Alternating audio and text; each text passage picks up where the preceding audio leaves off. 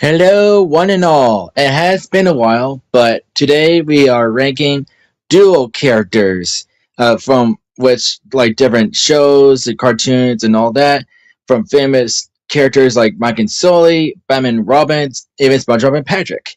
So once my friends join in, we will get started.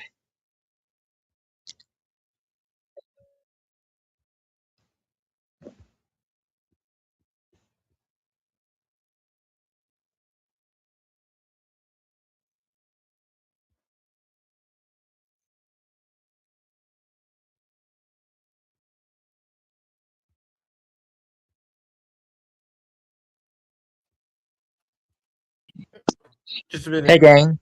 Oh, So, yeah.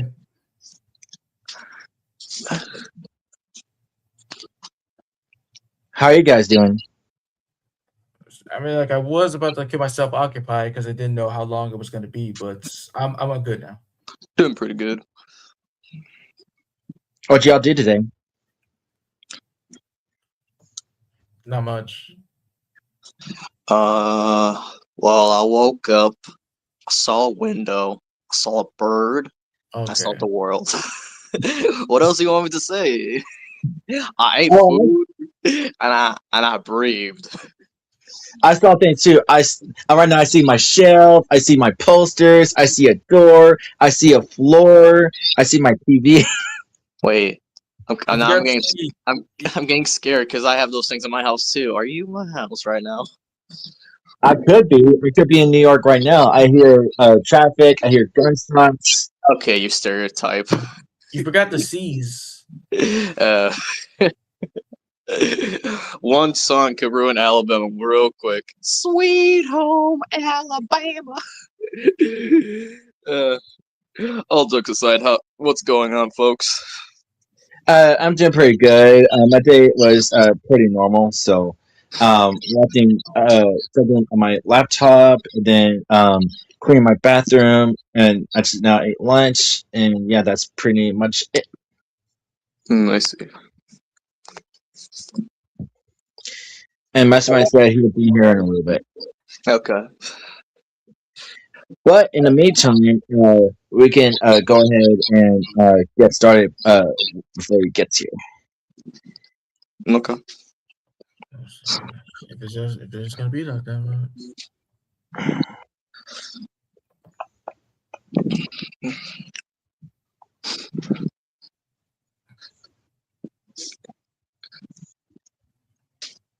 hello. Yeah, Christian, you're supposed to share the screen. Oh, sorry, I didn't notify me. I'm so sorry. That was my bad. Okay. There you go. Okay. Now, just to clarify, the duo can range from either like friends, siblings, rivals, enemies, or all that kind of junk in between. And to spice it up a little, here's how it goes. It's the basic standard stuff that you can see for yourself, but over here, like not much of an opinion, that can lead to like if you're not familiar with what's like any kind of relationship is like, if you're not familiar with where they come from or if you've seen any of them do anything or stuff like that. So yeah. Yeah. That makes sense. To explain more also, because when we did the Tim Burton ranking as well. So when we do these rankings nowadays, like it's like this. When someone goes and then they say, "Oh, I think they're special," you also have to get to decide from everyone else. If they'll say special, then it has to go special. If someone says good, then it goes in the middle or something like that. Just to, like. Yes, I would have thought like you did like understand that. I was just like making sure if we were like on the same page. Like Yeah, no, yeah. I said that for the first stream, and of course, I'm just saying that for the audience out there as well. yeah, Yeah. So yeah, but otherwise, oh, go but ahead. yeah. Oh wait, that's what I also forgot to mention. Like we will discuss like all the different types of stuff that we might remember them doing that makes their relationship stand out or whatever, and the many different types of friendships that we or relationships for that matter. Look, you get the idea. Yeah. Yes. Just start us off, and since you did this all for us fresh, you could go ahead first. And of course, we don't need to go all in order. We could just like go all out with this. Yeah, of Of course. course, how we normally do. Mhm. Okay. Well, to start off with a classic one, like the first one I kind of like grew up with, technically, if I remember correctly, is Tom and Jerry. What makes this stand out is because yes, you have your basic cat and mouse formula where they're just trying to like outwit each other, with Jerry usually coming out on top and usually pinning the blame on Tom for him getting killed most of the time, by Spike, which is kind of a little bit dickish, but there comes times where they do care about one another. And it's funny because with in the short night the night before Christmas, it's Tom that kicks Jerry out the house into the snow and he worries about his safety, so he brings her back in.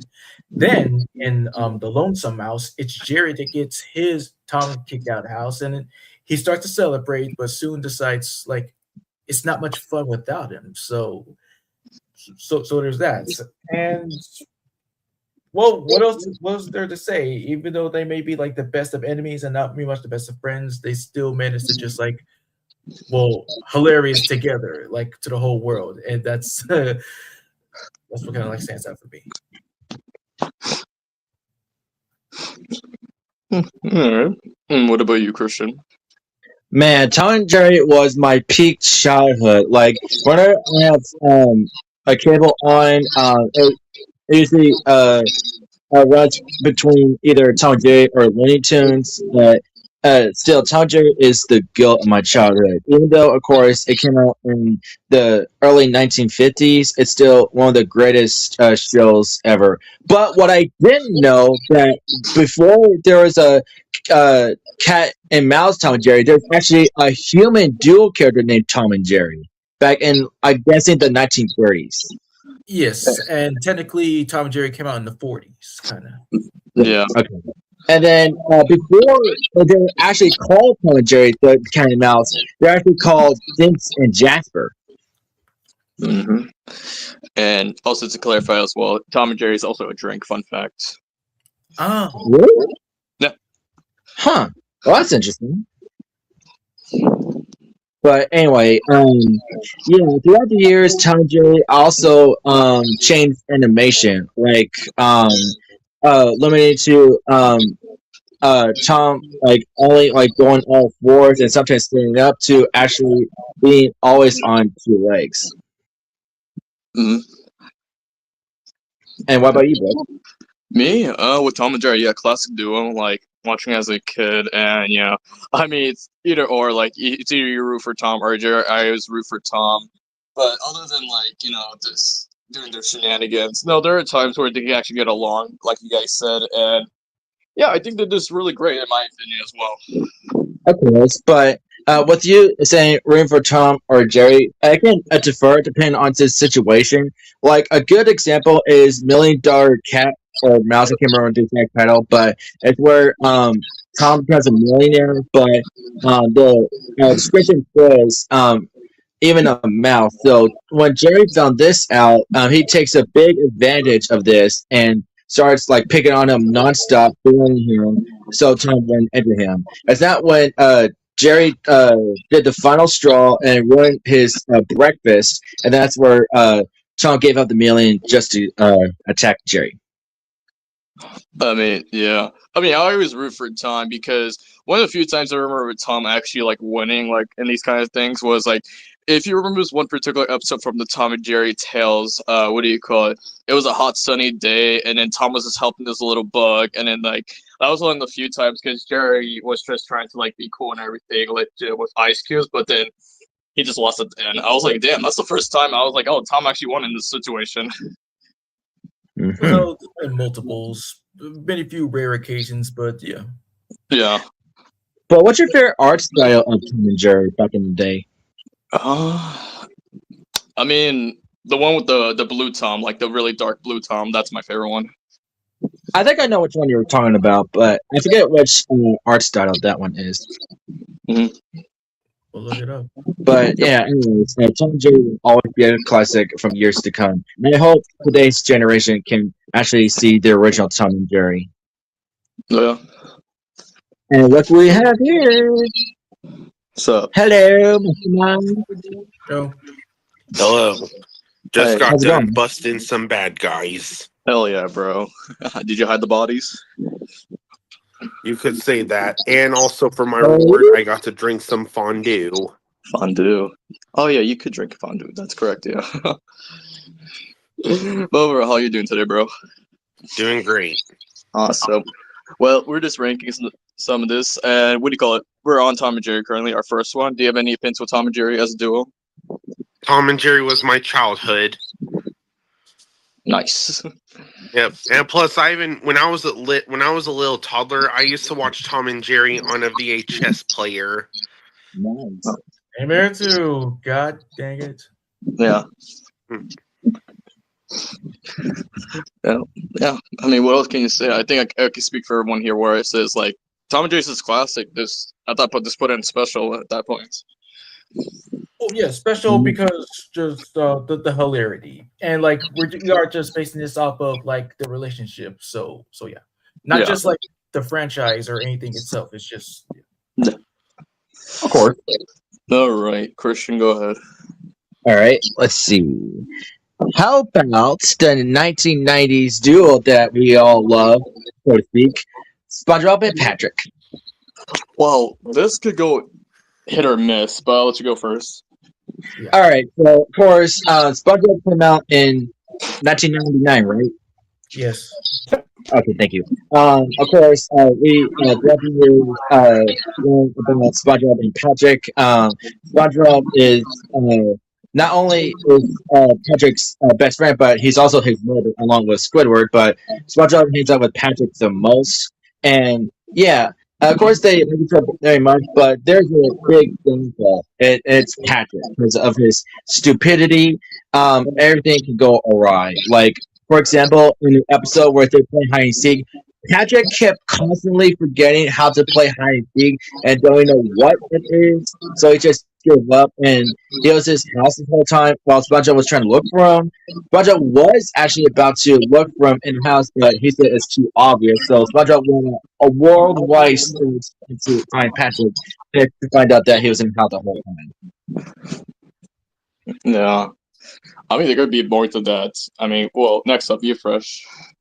Okay, well, I'm just gonna say this: the first 5 seasons, yes, I did cherish their friendship, and it's real. It's funny. Like whenever SpongeBob is with Patrick, he's slightly smarter, but whenever he's with Squidward, he's just kind of like dumbed down a little bit because, well, later on it kind of flanderized.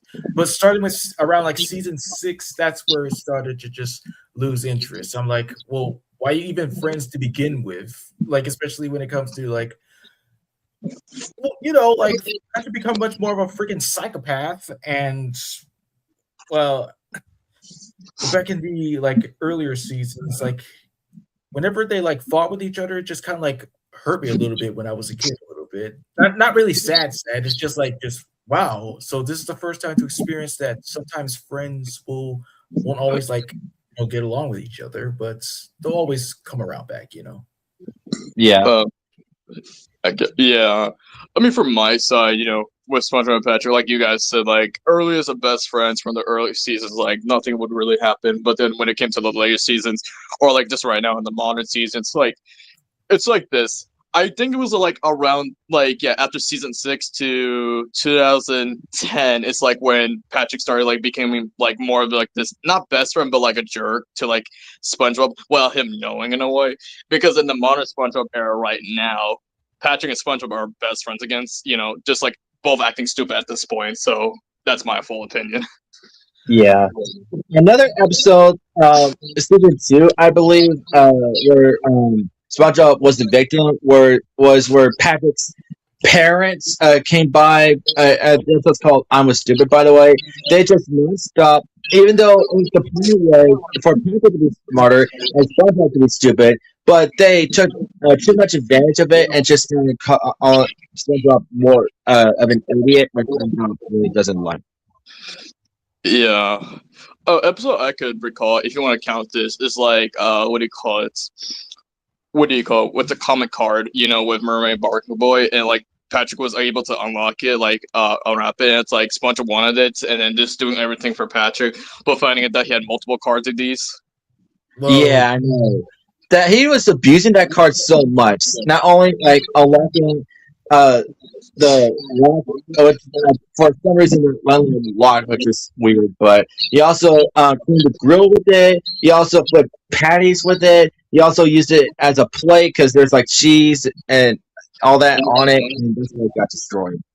And And then it's Yeah. also due to the fact that he was kind of like either toying with them, like either like being aware that he is stupid or just pretending to be stupid. Yeah. But in which the is- end, he showed SpongeBob he has more of them. Yeah. We mentioned that. yeah. Sorry to interrupt, but yeah, even though he gave a SpongeBob all the 4 cards, he asked for another one to get back to the rock. What else can you say? He's just stupid. That's Yeah. I mean, as I said before, like that was just like between season 6 into 2010's like seasons of SpongeBob. But then again, I just said they just went back to being both stupid, just being best friends. And of course, I did watch a little bit of the Patrick Star show, and their friendship remains to be normal as it is. So what else can you say? Yeah. Yeah. But I mean, for my side at least, I gotta say this is a trash for me. I mean, this is my opinion. And I will say, like, one thing that I forgot to mention from my side, like their best moment together was definitely the first movie. Oh yeah, definitely. Yeah. All right. Go ahead, Mastermind. Well, Bob the Tomato and Larry the Cucumber. So pretty much since I watch VeggieTales, like pretty much I know what Bob the Tomato and Larry Cucumber would do. Like pretty much when we watch VeggieTales, like they would tell us about God and Jesus, and it's good to watch VeggieTales because I mean we learn about the history of God and Jesus. And yeah, Bob the Tomato and Larry the Cucumber, they're really good at telling us about God, and yeah, they're really good best friends. I wonder if Ned Flynn has watched that show. I can see Ned. I can see Ned watching like VeggieTales. Let's see. Dude, go ahead. No, I was just laughing, but go ahead. They actually made a few VeggieTales references in Simpsons. Well, everyone here is gonna watch the VeggieTales. It's gonna be the greatest show of our lifetime. But yeah, going on. But Mastermind, with both of these characters, how's their friendship like in the show? I'd say their friendship is good because I mean, even though like Larry pretty much is funny all the time. Like he like sometimes he has accidents and starts crazy stuff, but hey, he's still a good friend to Bob because I mean, yeah, pretty much they would work together to tell children about God and Jesus. But also, one of my favorite things that they did in VeggieTales was they made a movie called Pirate Pickle. Pirate Pickle. It's a VeggieTales movie where like basically the VeggieTales characters would become pirates. Okay. Correction my it's actually okay. They made 2 movies related to that. Genre, a VeggieTales movie, and Pirates Who Don't Do Anything. Oh, nice. Yeah. Nice. Yeah. And what about you, Christian? Well, of course, this show is also my childhood. I used to have VHSs of VeggieTales, and like Mastermind said, they do tell stories about the Bible and stuff, like the VeggieTales humor.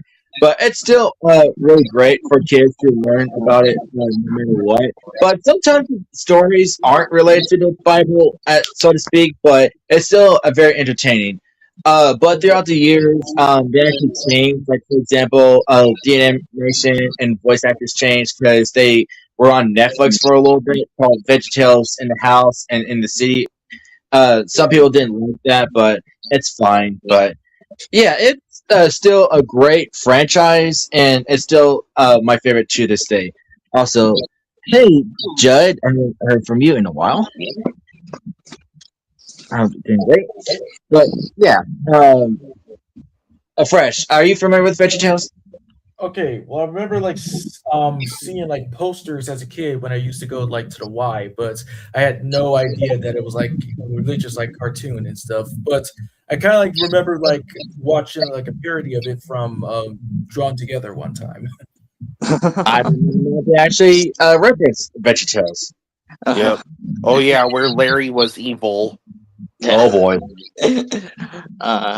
What do you call it? I never really watched VeggieTales that much, but I remember in SML they had a character with Larry, but his name was Chris the Cucumber, and yeah, that was a funny character.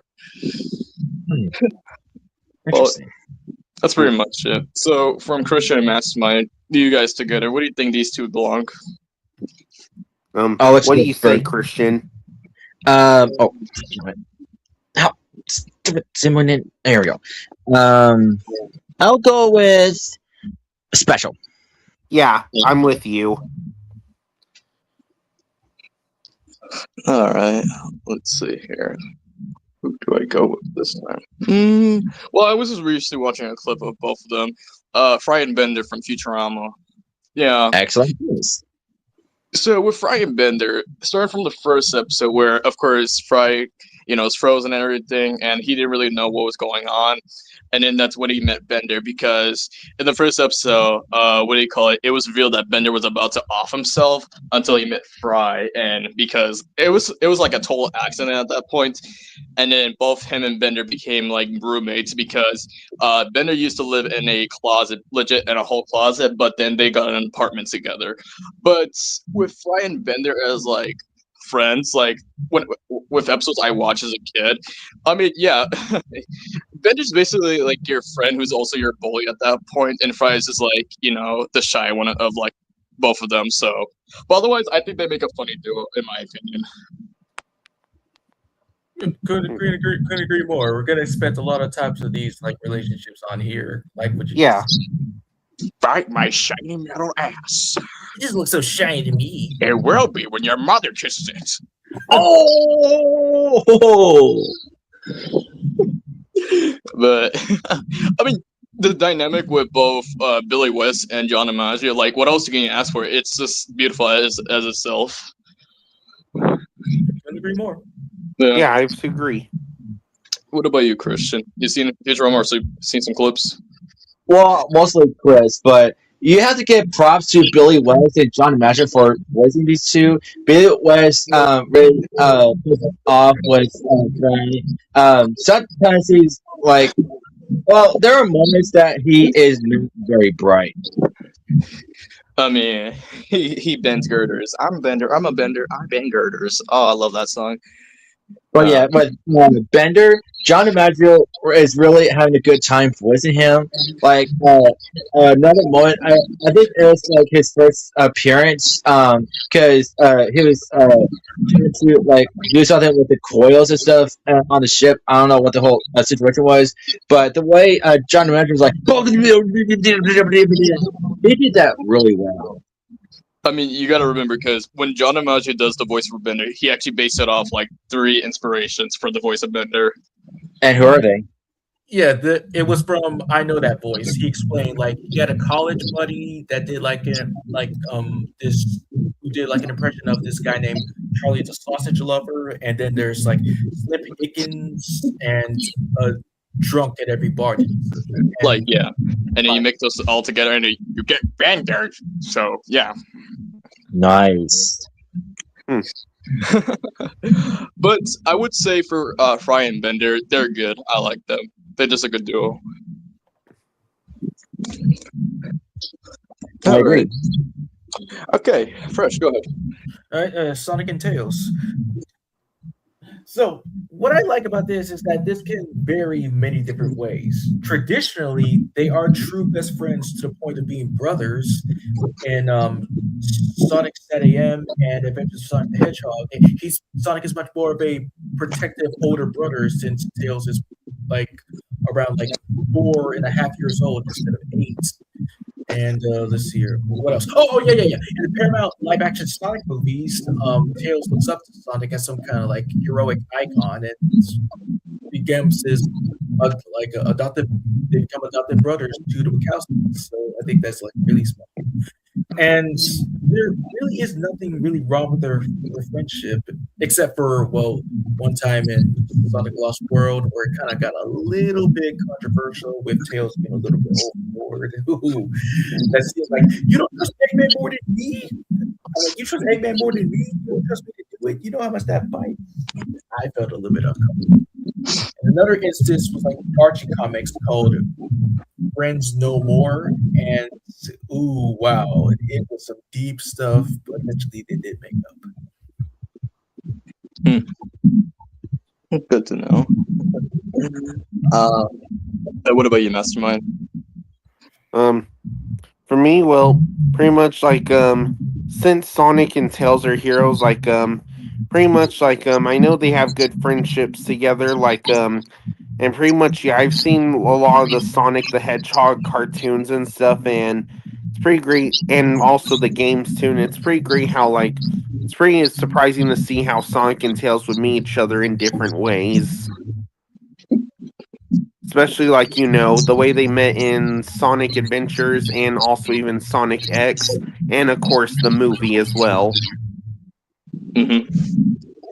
Yeah, going off with you because with Sonic and Tails, like I was like Sonic's like the older big brother, and just saying like these games, these shows, especially with the movies, how they just are great as a duo. Like Sonic, he's just like the funny one, while Tails is basically the brains of the operation. Like, what else can you ask for? Like, they're just perfect as it is. Yep. Yeah, it almost would be similar to Dexter's Lab. With who? Sorry. Well, Sonic would be like Dee Dee, or like Tails would be like Dexter. Like, and fun fact, I actually saw a fan art of that. Oh, of course they would, but it's much more better than that. That's exactly. That's pretty dope. Okay, cool. What about you, Christian, with Sonic and Tails? Of course, I knew him best in Sonic X and growing up. Yeah, they're really awesome duo. Like, very nice how they personalities are. But yeah, most fans like Tails mainly because how cute he is. I mean, it is true, and there are moments that the way they draw him and stuff, especially in Sonic Prime, because there's a variation of Tails. Manji, I think that's arguably the cutest version of Tails according to fans. But yeah, I have many very voice actors for Sonic. It could be very for Jason Griffith, Ben Schwartz, and Roger Craig Smith. For Tails, my main favorite is Colonel O'Shaughnessy.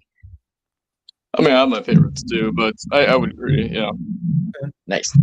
Yeah, but yeah, Fresh. I think you can speak for all of us with Sonic Tails. Go ahead.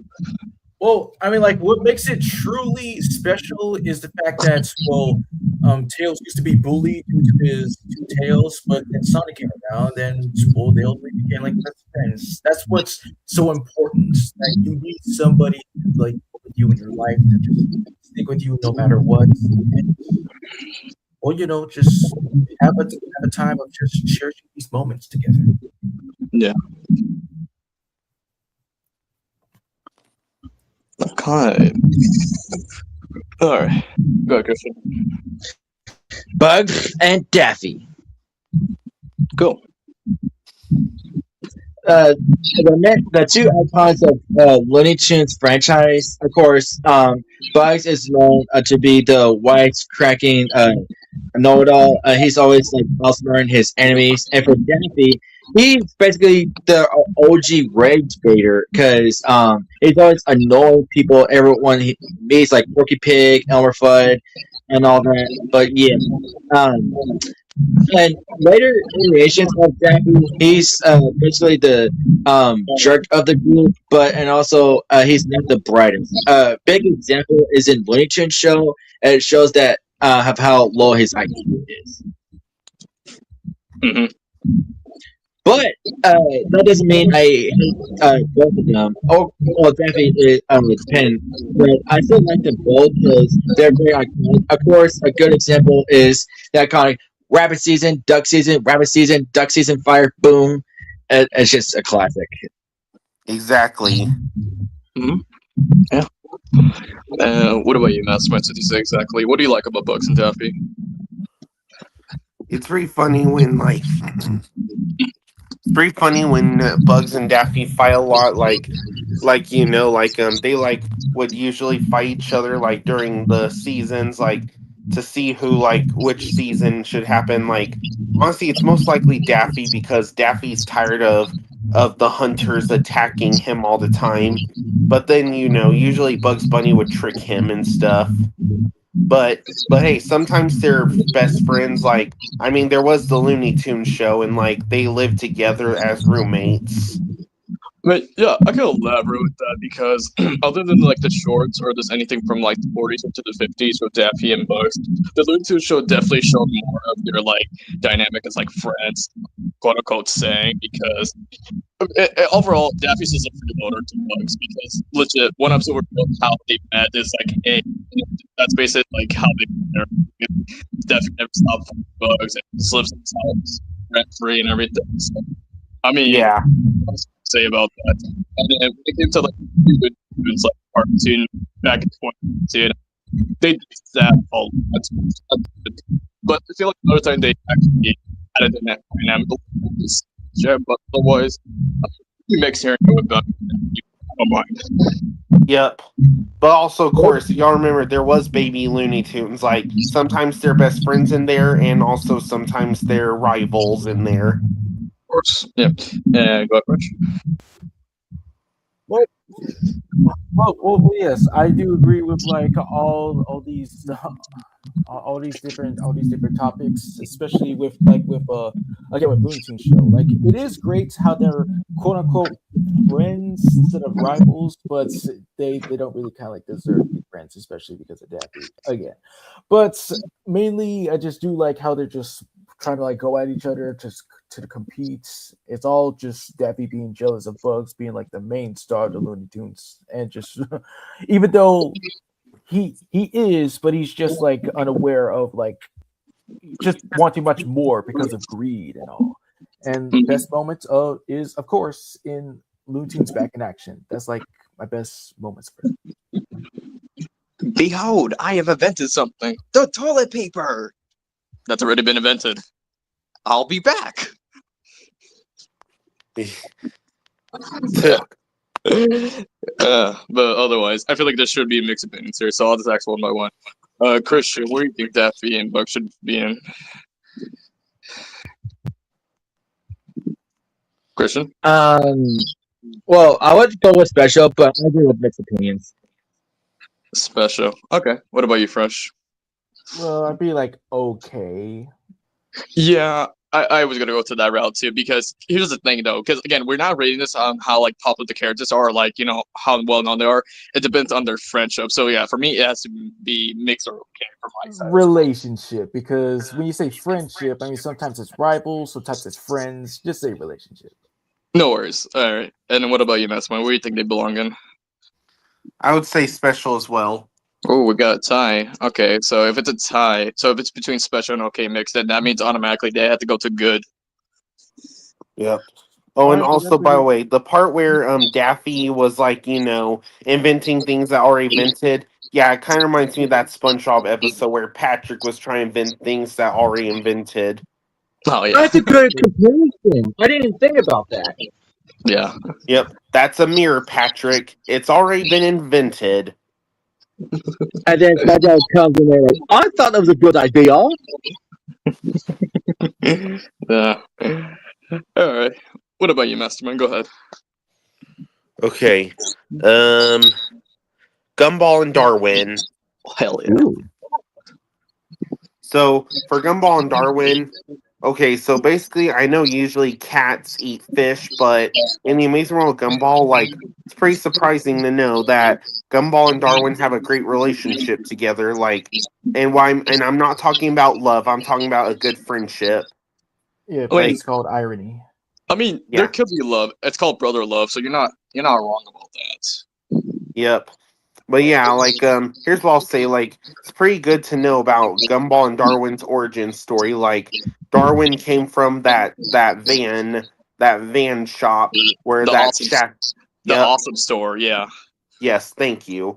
Mhm. But like and then yeah, from there we see the origin story of what happened between Gumball and Darwin when they were kids and how they met.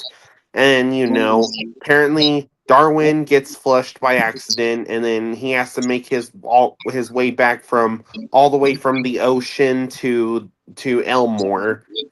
But then he makes it, but then he finds out it's too late. But then Gumball finds out that he made it.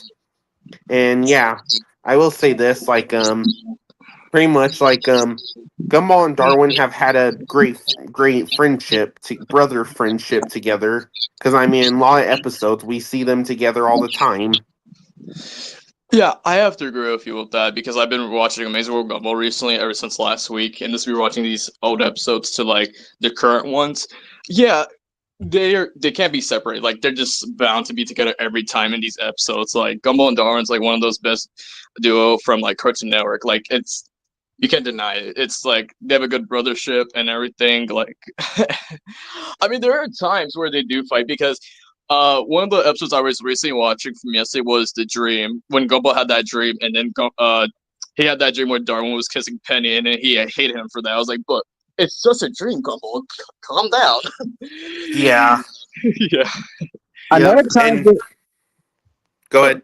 Yeah. another time they're technically fighting is where Darwin knows a secret because they were locked in bathroom by accident, and then Gumball told Darwin his secret, but Darwin knows a secret that Gumball doesn't, and Gumball was just bothering Darwin this whole time to figure out what his secret was. Yeah, until Oh, yeah. it was like that one internet video. It's like, okay. Yeah. Well, yeah, another 2 episodes I remember, of course, from the classic seasons, there was the episode where Darwin where Gumball was dating Penny and Darwin felt all jealous and stuff. Oh yeah, and this is the era where Penny was out of her shell. So Yeah. Yep. And not only that, but of course, the second one I remember, Darwin was worried if Gumball was going to end their friendship together because he found an old friend that he has not seen for years, and that was the Furby named Fuzzy. yeah. Like, honestly, no joke, but Fuzzy, yeah, he looks like two things. He looks like a Furby, and he looks like a Tattletale from the Tattletale horror game. I know which one you're talking about. Yeah, funny enough, when that episode came out, Tattletale became like a well-known popular game, so that's a good thing. Yeah. So yeah, that's a good comparison there too. And what about you, Fresh? Well, what else? They're one of the best representation of kids, especially like if brothers, like how they like collaborate each other. Like, I mean, like it is a good dynamic that your brother can also be your best friend. So that's a good representation of that. Is what I was trying to say, and it's almost kind of like, you know what? Let's take Mordecai and Rigby, make them as kids, and make them twice as much more entertaining because make them be actual friends instead of just being like toxic relationship and all that stuff, which we'll get into later. But I gotta say, they're the Mount Rushmore of CN bros. I would agree. I would agree. Yeah. Yeah, there's a lot you can say about Gumball and Darwin, but going back from this, Massimo, where do you think they would belong? Well, they had a good relation. They have a good friendship, so I think they should be special. I would agree. Yeah, special as well.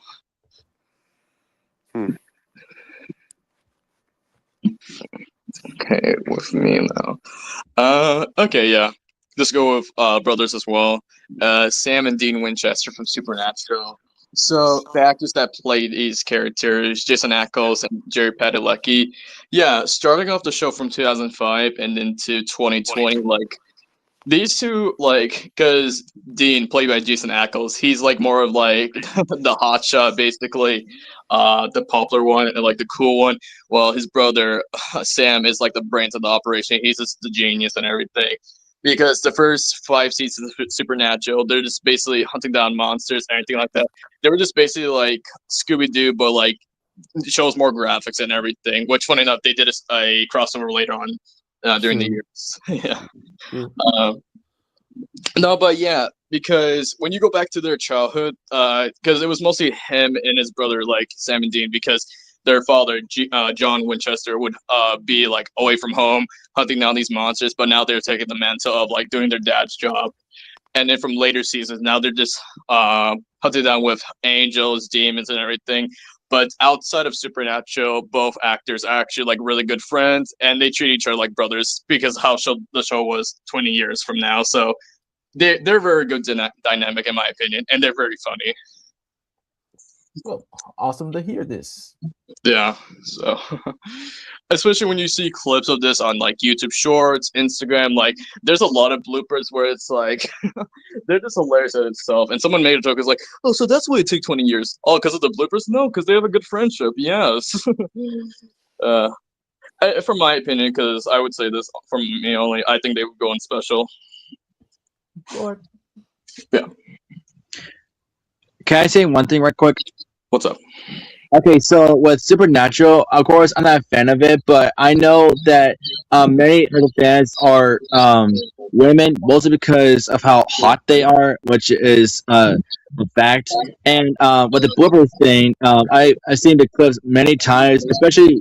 I don't know what the episode was about, but one of the brothers was going to smash a pearl with an object and stuff, and then the guy right in front of him, when he smashed the pearl, it didn't break, and then it actually ricocheted to his, you know what? Oh, you're talking about Dean. Yeah, Dean, played by Jason Ackles. That was him. Yeah. Yeah, that's hilarious. And there's actually a blooper that actually made it into an episode because one of the brothers was actually in the car listening to Eye of the Tiger, and then he was actually singing to it and actually making air guitar motions and stuff, but that actually made it into the episode. That was also Dean as well. Right, cool. Yep. But yeah, very much from my side. Really good series to watch. All right, next up, go Fresh. Oh, me? All right. Okay. Yeah. To spice things up, Woody and Buzz. Nice. So, what makes this memorable is the fact that, yeah, sometimes when you meet somebody, you're not going to be on the best of terms with them, but then later down the line, you soon become much more closer, and then you become bros. Because with the fact of Woody, it starts out with him being like presented as Andy's favorite toy since childhood, since kindergarten. But then the new guy shows up, and he's all like, "Oh, I'm all cool. I'm gathering everybody else," but it's not really intention. It wasn't his intention. It's just, like trading in something new for something like old. You get the idea. But shut the fuck up. But like I said, they all became friends because of Woody. Like he tried to get rid of them, but then I think we already know where this goes along the line. They became closer, and well, they're inseparable. That's all I can say. I would agree with that because legit, like the same thing what Fresh said, like they didn't get along at first because this jealousy got to them, but then throughout like the first movie, learned to get along, and then throughout the other movies, it's like they're just one of the best Pixar duos ever. Yeah. Of course. Yeah. What about you, Mastermind? Any thoughts? Yep.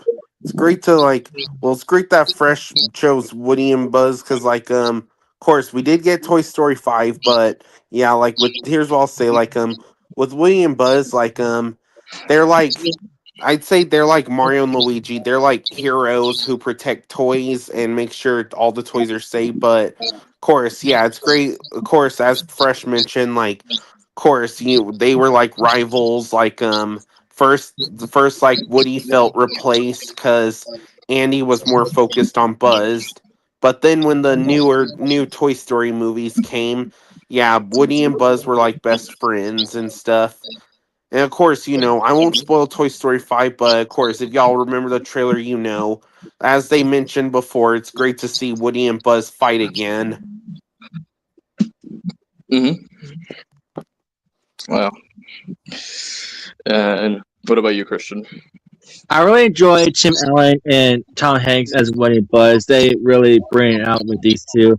The downside with Buzz when it first met, because he doesn't know he's a toy. He thinks he's a space ranger.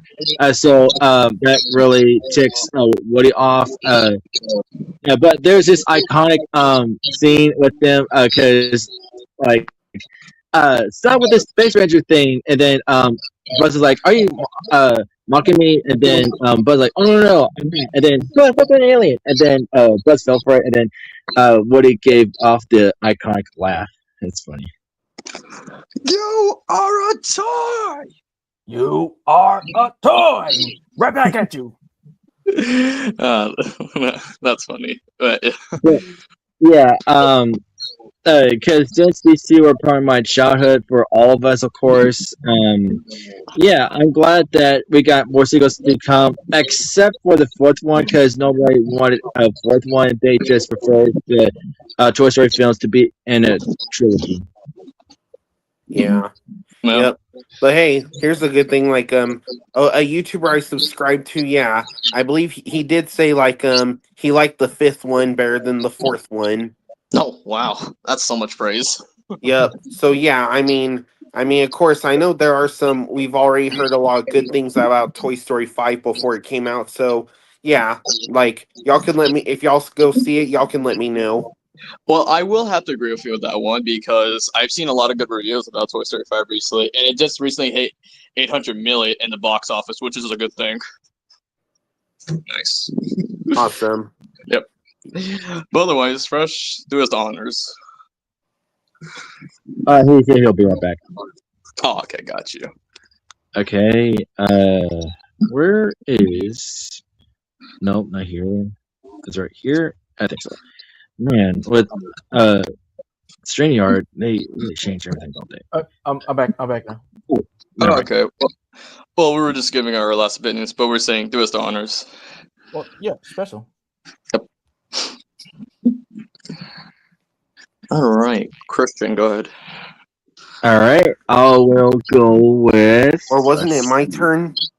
Oh no, so first it goes Fresh, then Christian, then you, then me. Oh, okay. Thank you for letting me know. No worries. All right, let's see. We got. How about my profile picture, Mike and Sully? All right, so originating from the movie Pixar Monsters Inc. or Monsters Incorporated for short. They're just two friends that work at a place which is of course Monsters Inc. a factory that when they are powered by children's screens, which is how the electricity runs.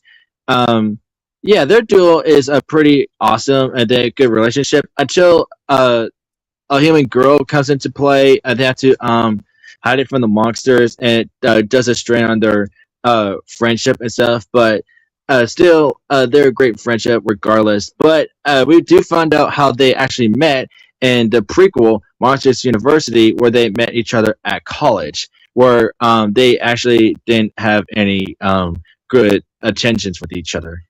Yep, they were rivals. I was even shocking the freaking me right there. But this kind of like what I said about Woody and Buzz. That's kind of like the dynamic right there. Like that's I'm gonna sugarcoat for it. Yep. No doubt. And you have to give props to Billy Crystal and John Goodman. They did really great with these two, with both movies.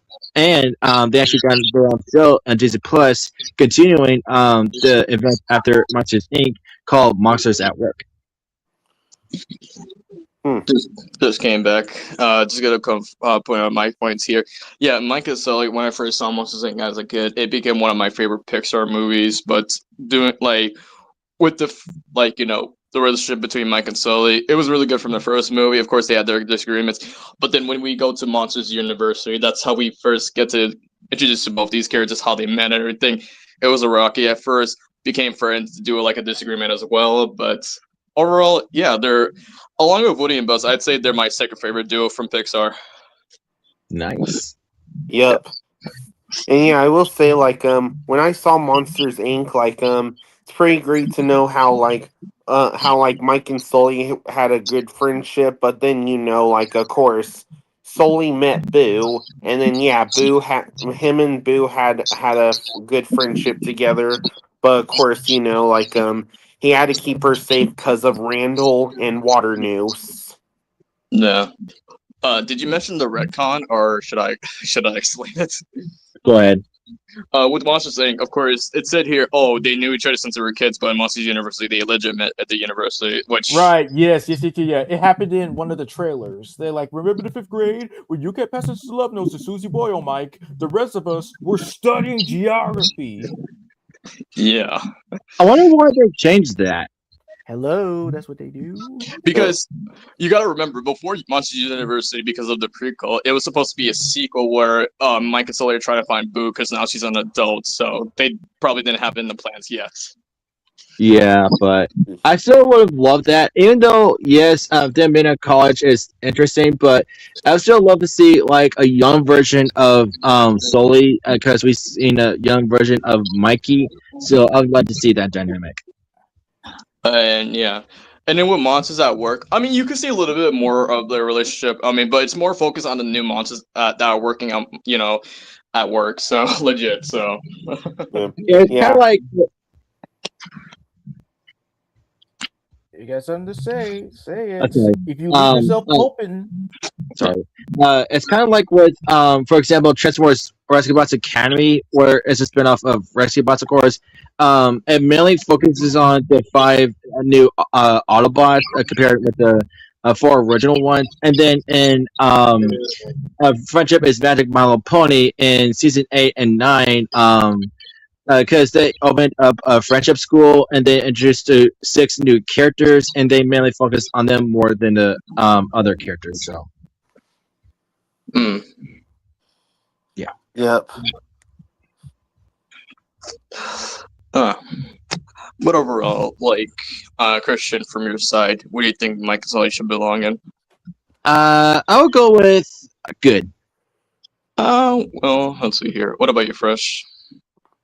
Well, I say special as well. I would say special from my side. What about you, Mastermind? Special. All right, 3 votes special. Go ahead. Yep. Oh, and also I agree, y'all. I would have wanted to see an adult Boo, because I mean we did see an adult Lilo. I mean, yeah, because the original title of the sequel to Monsters Inc. was Monsters Inc. What's it? Scare Paradise or something, because they have to go to multiple doors just to find like Boo's new like house and everything, because it was revealed that she moved actually. Yeah. Right. Okay. Well, is it my turn now? Yes. All right. Next up, Life is a Highway. McQueen and Mater. Damn. So, what you got to say about these two?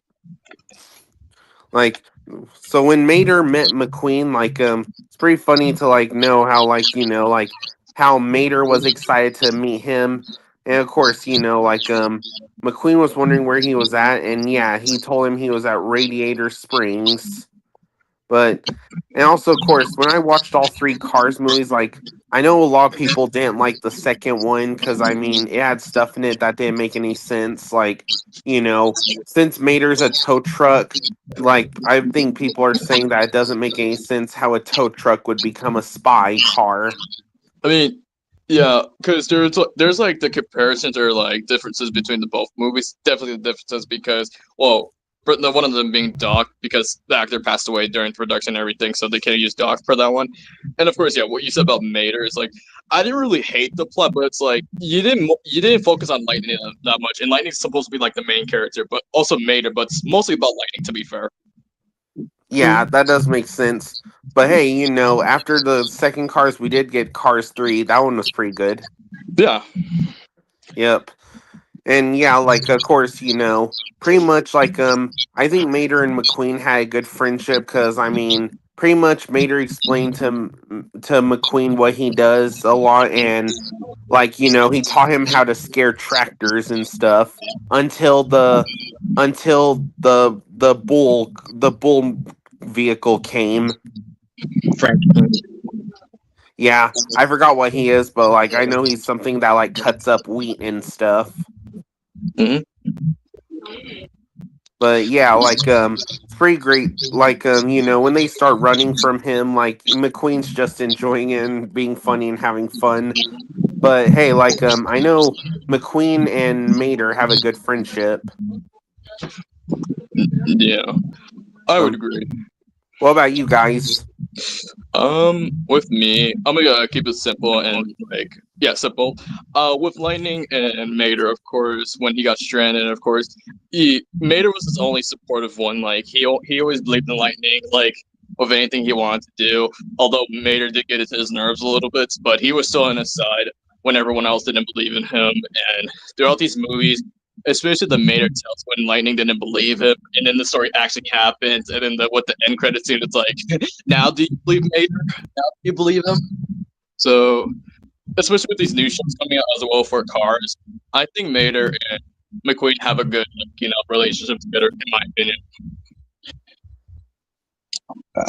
Uh, you first. Well, yeah. Well, yeah. I would compare like with Lightning with Cusco from Emperor's New Groove. It wasn't until with meeting up with Mater, spend some time around, is that like McQueen began to like begin his character arc, because this minute that Mater became to claim him as his best friend, that's what lead him down like a new road to just become a better person.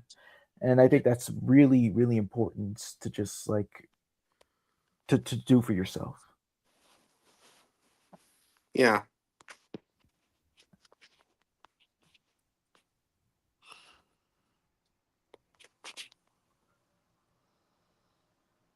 Oh. Oh, looks like they're both muted.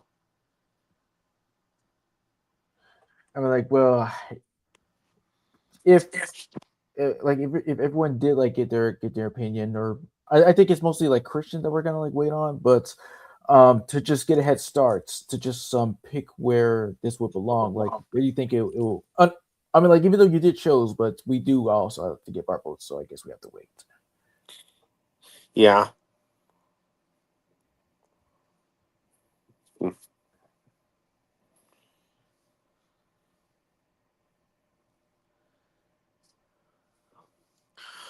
When I will say, like, when I saw Cars, like, I'll say this, like, "Life is a Highway" is a great song.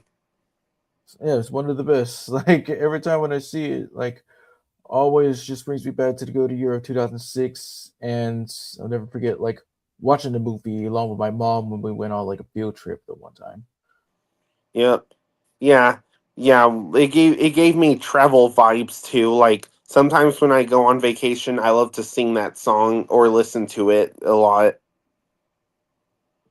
But yeah, like it has been a little bit like growing on me and stuff, and yeah, I just usually do prefer the first and third one. Didn't care about seeing the second one because yeah, even though people do have their opinions, but people are yeah, like I do agree that like it is bad despite me not seeing it, but you get the point.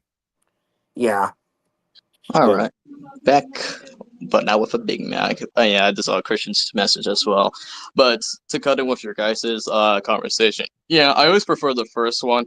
Second one didn't even bother. I mean, the only thing good about the second one I would say was Michael Caine, because he was one of the new cast members. What do you call it? The third one, I did see it a few times, and I think it's pretty good, especially with the new characters they had in mind. So yeah. Oh yeah, yeah, and even though Jackson Storm was the villain, but Jackson Storm was actually a cool race car because I mean, he kind of looks like if a Tesla fused together with a race car.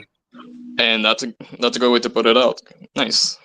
Yep. Yeah, I mean his design, yeah, it almost looks like Tesla and Cybertruck like.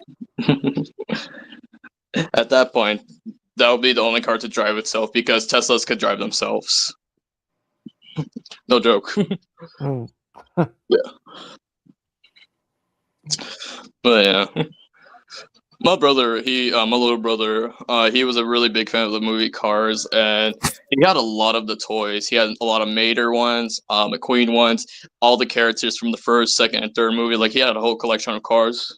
Oh my god, you just saying that reminds me of the time where I was like at a hotel or apartments and like I was like with my family eating McDonald's while watching Cars and I had like Lightning McQueen and Chick Hicks and the yellow car toy. Huh. Mm. And then what do you call it? My brother also had the toy truck for Mac, and then what do you call it? You could open his truck and you could put as many cars as you wanted inside it, like a Oh, Dutch oven. Yeah, that thing. yeah. Yeah. Yeah. Oh, and also, what was sad about Cars 3, like, McQueen was trying his best to beat Jackson Storm, but until suddenly, kaboom, his tires, like, blew, Yeah. and he Well, got you felt injured. like a car wreck. Yeah. Wow. That was something. But then he met Mirage, and yeah, they tried to get along with each other. Wait, what? Like, the yellow car, like, I can't remember her name. Oh, it's Cruz. Thank you. Yeah, Cruz Ramirez. Yeah. Yep. Yeah, pretty much. Even though they had some downsides and stuff, but hey, they at least did their best to get along. Well, look, she just I mean like she just only like that. She's just only a trainer because again, she wanted to become a racer thanks due to McQueen, but well, she had an opportunity, but she just turned it down because like dream small or not at all is what she was told, and it really just like hit you like that. Yeah, I know the feeling. Yep. Well, and when I do remember, like when I saw Cars 3, like I will say the bus character, she was pretty awesome. Yeah, like the whole entire scene, it was just freaking nuts. There's no swearing because it's family nights, but then, hey, buddy, get the fuck out of my way. Yeah. Imagine what if she went against the screaming banshee. Oh. Yeah, the screaming banshee from Mater and the Ghost Light. Yep, yeah, I remember. I was just thinking about that. But I can't help remember the freaking toy commercial. That music was horrifying. Yeah. You better get someplace safe. They said there's a banshee or something wandering around at night. Well, Good night. Oh yeah, just to give you guys more fun facts as well, because I think I've said this once, but I'll say this for the audience that are watching right now. What do you call it? In a new car show they have for Pixar, it's revealed that Mater has a rich background, basically. Like, he has rich family members, and basically that makes him rich now. Oh, nice. Well, I kind of like forgot about that. Yeah.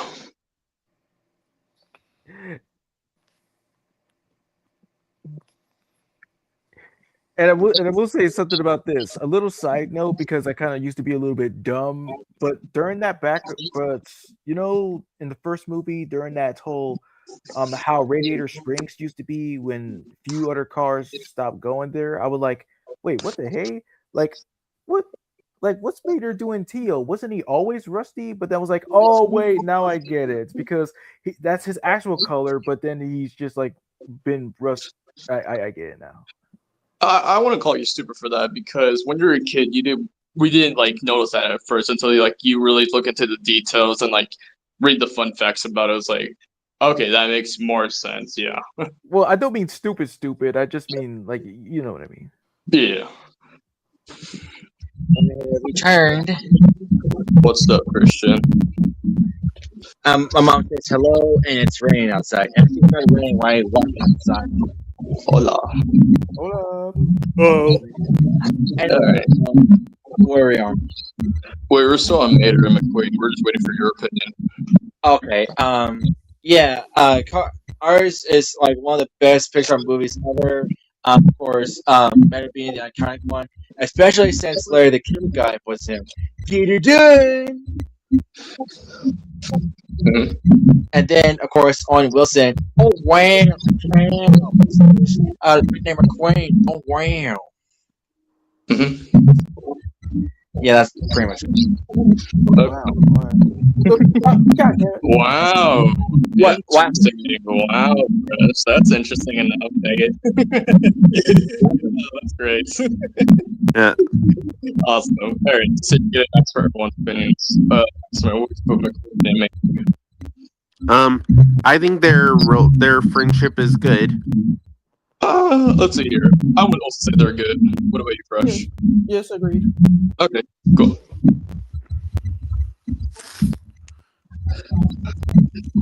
Before my turn, I'll look that real quick. Right. Wait, what do you mean? Like, what do you mean? What happened? Because you try to say something and Butch was like laughing and I didn't like understand what happened.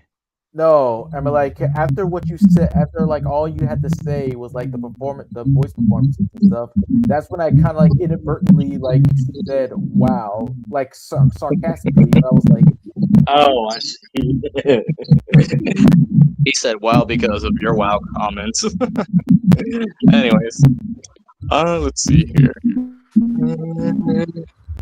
I'm gonna go with Milhouse and Bart from The Simpsons. "Here we go." Yeah, even though they are best friends, quote unquote. Okay, it's similar to like Fry and Bender, but like Bart just really takes advantage of like Milhouse every time. Like he's just legit hits punch back. I mean, what do you expect? Ever since they were kids, he's been pulling this crap. Yeah. I mean, Milhouse is legit the only person that would like legit be Bart's only best friend and everything. And this, what else can you say? Like no, this is on Milhouse too, because he's stupid every time to step off for Bart's friend. He gets over and over. Yeah. I mean, there are some good moments. Like one of my favorite moments with them where they actually be friends is like, what do you call it? When they found $20 on the ground and they bought like that whole like something beef from like up split was like they were having a hell of a night. Yeah, that's all I can say from my side with Milhouse and Bart's. What'll be for? Not so much. It can vary. Like you can be all like all volley being here and there and stuff, but What about you, Mastermind? Pretty much, I think their friendship is not that good because I mean, pretty much Bart is using Milhouse, and honestly, like Milhouse always is the one getting hurt, and Bart just prefers to like keep things his way. Oh yeah, definitely. And especially when they get in real deep trouble, then Bart just blames it on Milhouse. So yeah. What about you, Christian? Basically, one of the worst dual friends in known existence. I mean, I think Bill needs a better best friend. If anyone wants to be Milhouse's best friend, no one likes Milhouse. wow, music teacher. Someone likes Milhouse. No one likes Milhouse. But yeah, I mean, they're definitely going to trash. I mean, what else can you say? They're just trash. Yeah. All right, Fresh, go ahead. All right. Well, another friendship that is questionable. Like now that you think about it, and when I say think about it, you mean like it catches on to you. Mordecai and Rigby. Hold on, before you speak, Christian, fix your mic. All right. Because I hear all the Is it gone? yeah, I'm good. All right, my apologies, Fresh, but go ahead. All right, Mordecai and Rigby. So yeah, this is where it gets a little bit iffy because at first they do kind of like act like your millennial best friend type of deal. And at first I used to side always with Mordecai since he was more like responsible and slightly smarter, but later down the line it's just so bizarre how much Rigby developed over time. Yes, well, he still may be like a jerk from here and there. He still developed much more about like going back to high school, scoring with Eileen and all that stuff. But I was just so disappointed with how Mordecai like ended up like as the series like went on. And well, as friends, yes, they do. Well, they do might have like some good times here and there, but mainly it's just not really all that good because of like either physical or verbal abuse and just just getting on each other's nerves and to the point where it's just why would you was there any need to just like be together even though they were as friends, but what sums this all up, if you think about it, they're best friends all because of freaking Rigby. Because if you've seen the movie, he forged a rejection letter for Mordecai so that he can remain best friends because he didn't want to lose Mordecai. Yeah, so I want to elaborate with that real quick because now I have my full opinion. So with Mordecai and Rigby, they were friends ever since they were like little kids, of course. And going to high school and everything else, like yeah, when you see the movie, you're probably gonna be like, "Oh, Rigby, you're such an asshole. Why would you do that to like Mordecai and everything?" But you have to understand like this, because I can't say, "Oh, go to college or not." I would not like acknowledge that. I'll It's like this. If Rigby didn't get accepted, that's fine. But like with Mordecai, it's like I get it, but otherwise he just wanted to be with his best bud. And then what do you call it? Funny enough, in an episode it showed like even though Mordecai went to a different college, Rigby crashed with him for like his entire semester. So I mean, what can you say? And to elaborate more of like how it was with development with Mordecai and Rigby, like yes, Mordecai, the responsible one, like early seasons, great job. Rigby, childish, great. But then yeah, when it comes to like later seasons with Rigby going to like high school again and like his graduation episode was definitely the pinpoint for me for Mordecai. I was like, Mordecai did not support Rigby in that episode. I was like, Mordecai, why are you being like this? This is not you, bro. Well, again, he said it himself. He was just jealous. He didn't expect Rigby to like develop this much. So like he just that's what it is. It's all just jealousy. Yeah, no, in another episode of regular show, it's like this. Like Rigby, he felt so left out because whenever like Mordecai was out with CJ, he would have to cover Mordecai's shifts during the park, and he doesn't really hang out with Mordecai that much anymore. It's like what else he's supposed to do? Like you legit took his best friend. It's like this. Bros are like, your girl. I get it, but like Rigby came first. No offense to CJ, but like that's your bro at the end of the day. True. Yeah, so see with Mortar and Riggs, it's mixed with me at that point. Yeah. Yeah, that's what I'm saying. Yeah. Yeah. Like it's hard to figure out like who should defend or who shouldn't defend. Mordecai especially. That's why they created a term pulling a Mordecai ever since with his different relationships. But of course, Mordecai did some very inexcusable, very unforgivable things. Like, of course, you can explain what he did. Well, mean- everyone knows the biggest one is breaking up with CJ during Muscle Man's wedding. Yep. Or maybe even worse, killing Rigby. Yes, that's the biggest pinpoint also from there because you're so jealous. You can't even be happy for your best friend. I get Rigby was just like, fucking with you and everything, but like killing him over a girl. A girl, Mordecai. Come on. Well, Like, to be what fair, is your- yes, you do have a point.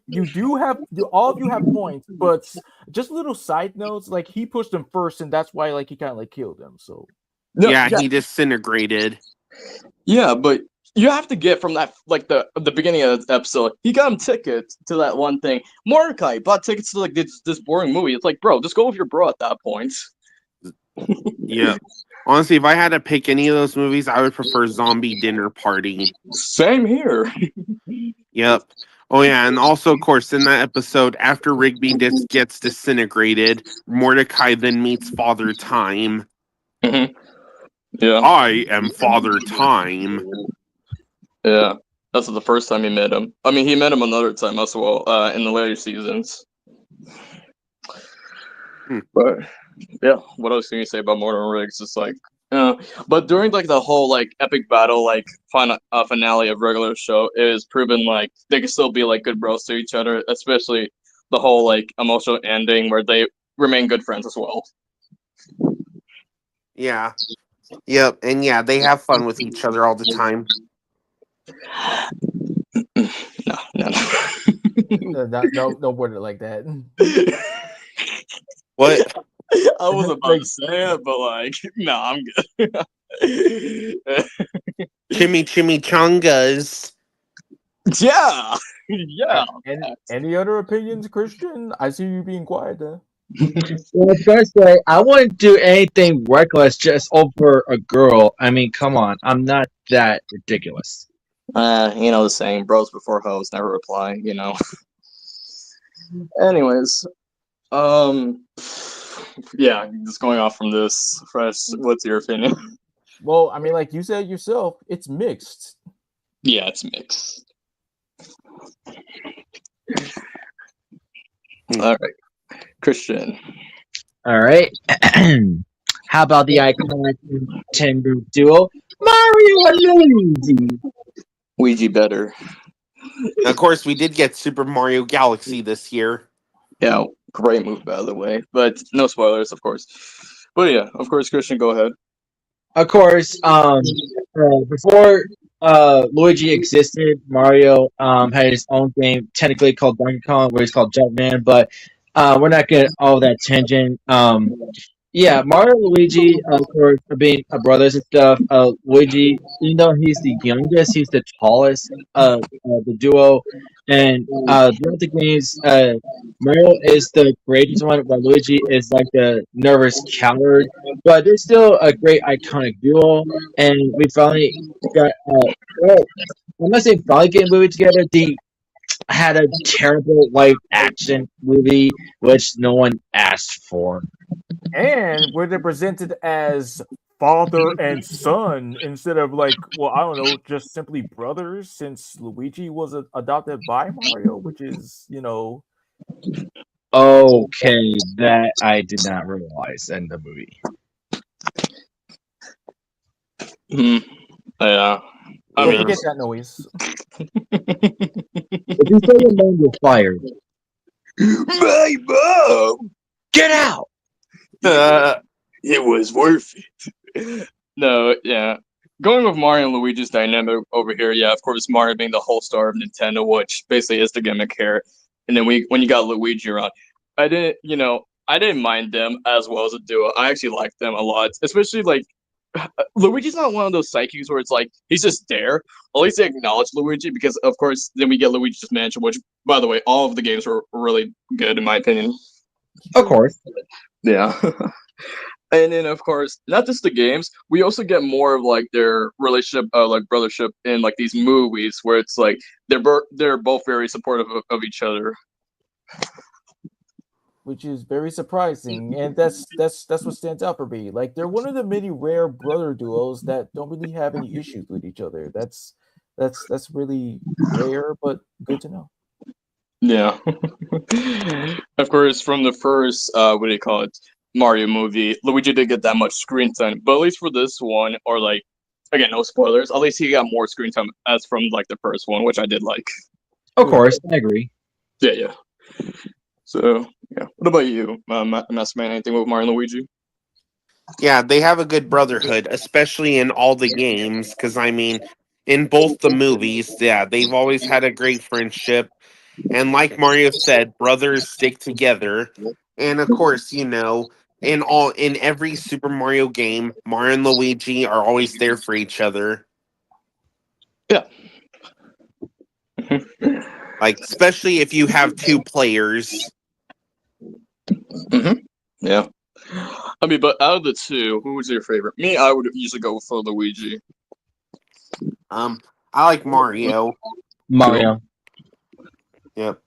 But of course, I do remember we did do a voice for all of the Mario movie. Oh yeah, good times. Good Yeah, times. Bobby was Mario and I voiced Luigi. Yep, and you guys did really good. I agree. Yep. But overall, Christian, where would you put a Mario and a Luigi at? Of course, special. I would say special as well. It's a Mario. It's a Mario. Now, for you folks out there, technically Mario is Optimus Prime. Fun fact. Okay. What? All right, not Christian. Masterman, go ahead. Well, we all know there's a lot of big simps out there, so Beavis and Butthead. What the hell?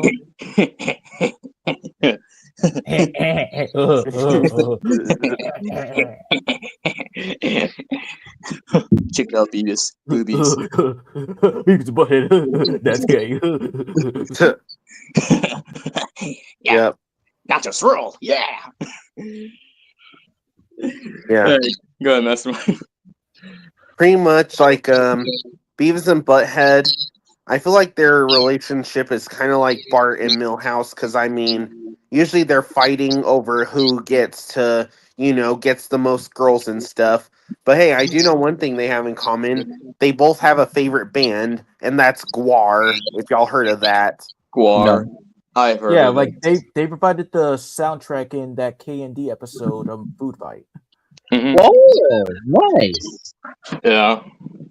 To say what you said, Mastermind, I want to compare it to the Bart and Milhouse because at least with Beavis and Butthead, they have the same IQ, so like really they don't mind each other as much as like friends. It's like when you put Dumb and Dumber in a room, what do you expect? Yeah. Yeah. Yeah, you make a good point.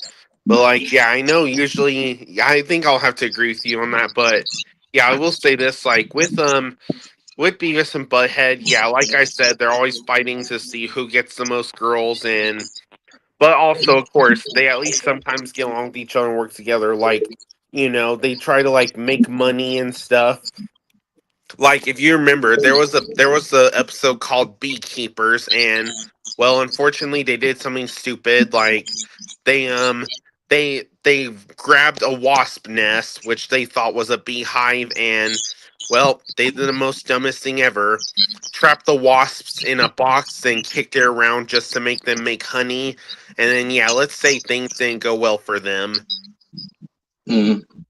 Remember the first Beavis and Butthead episode I watched? It was them working at a fast food place, and that was one of my favorite ones.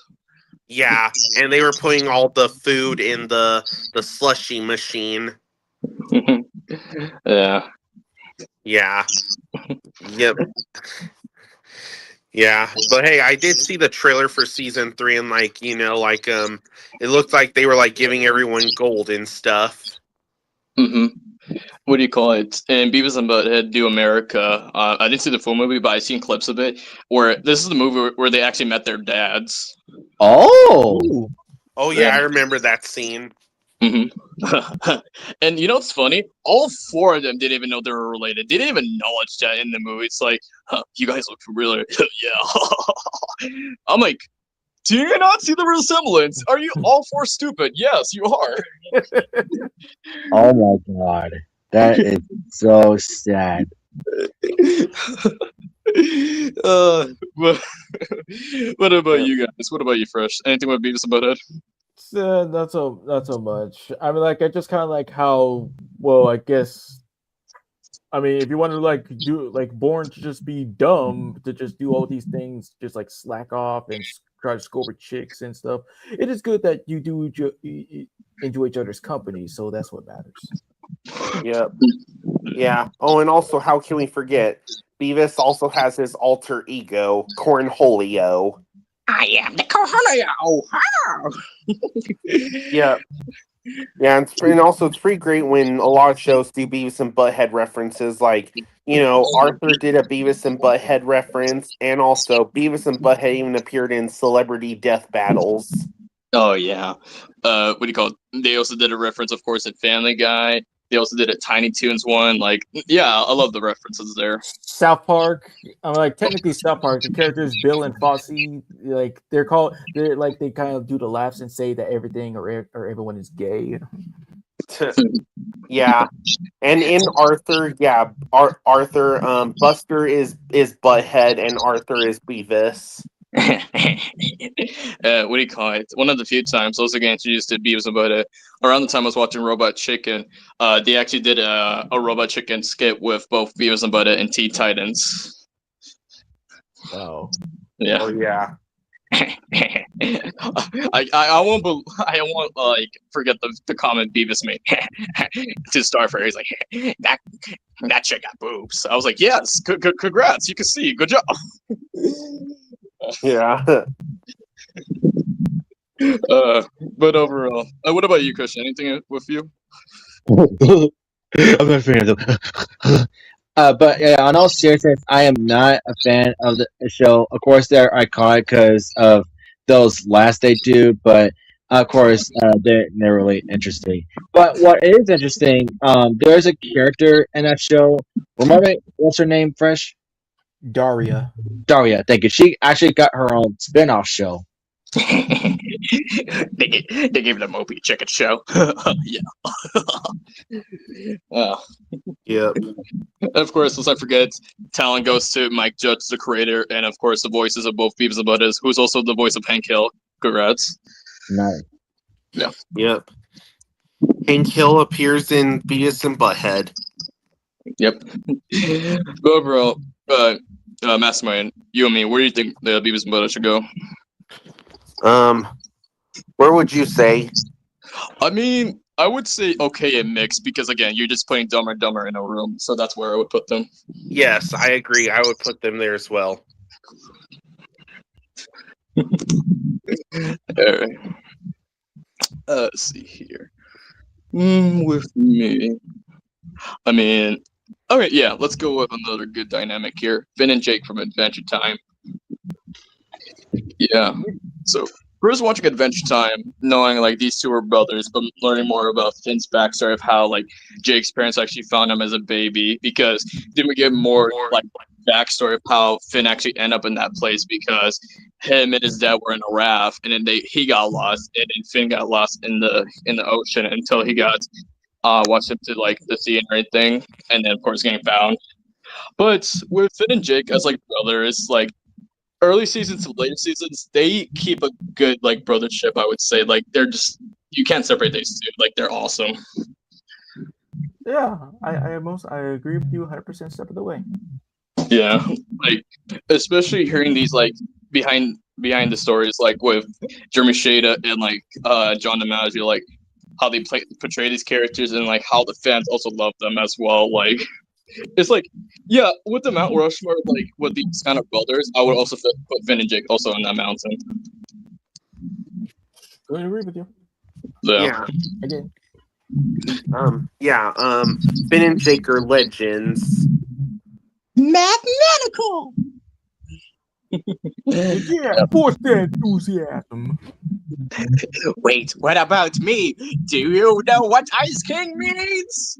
Yeah, I know what Ice King means. A big nerd. No. Yeah.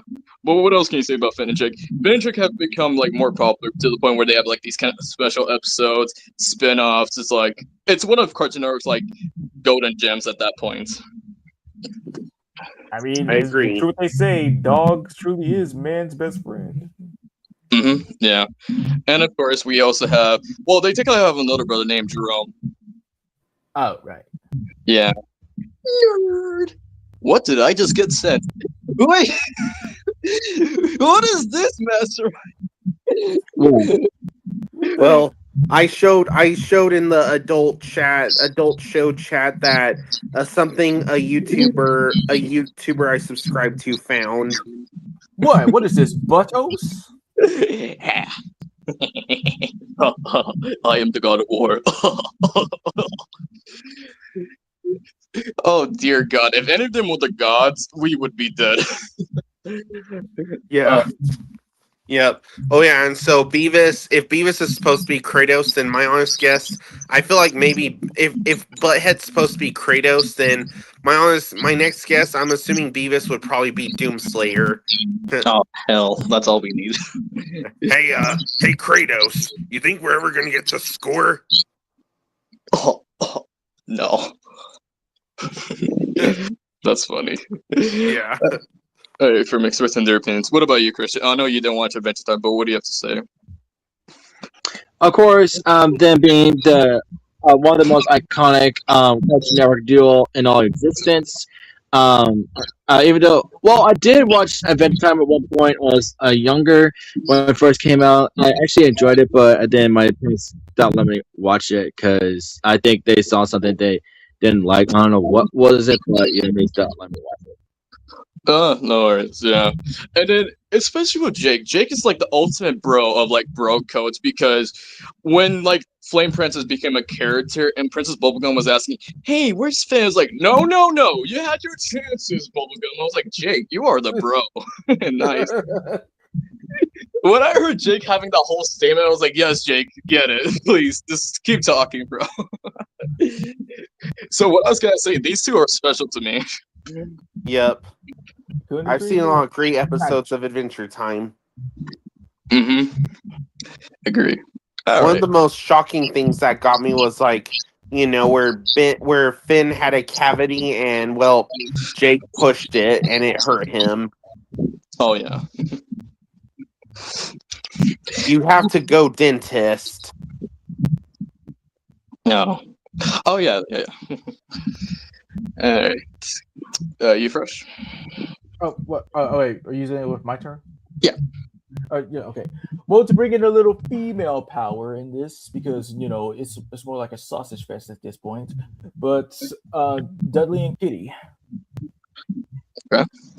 So yes, we all know the standard cat and dog, how there's a bitter rivals in the animal kingdom and stuff. But further down the line, they do develop as partners and as friends, and it's a good dynamic with Kitty being the more responsible, smart, and most confident agent, and Dudley is just the standard hyperactive, dim-witted dog. There's just always just making always just doing him. But further down the line, yes, it's all it is just madness. It can either range from just hilarity. That's all it is. It's hilarity and warmth and well, I kind of like side more with Kitty because Dudley around the time he just kind of gets on my nerves at times.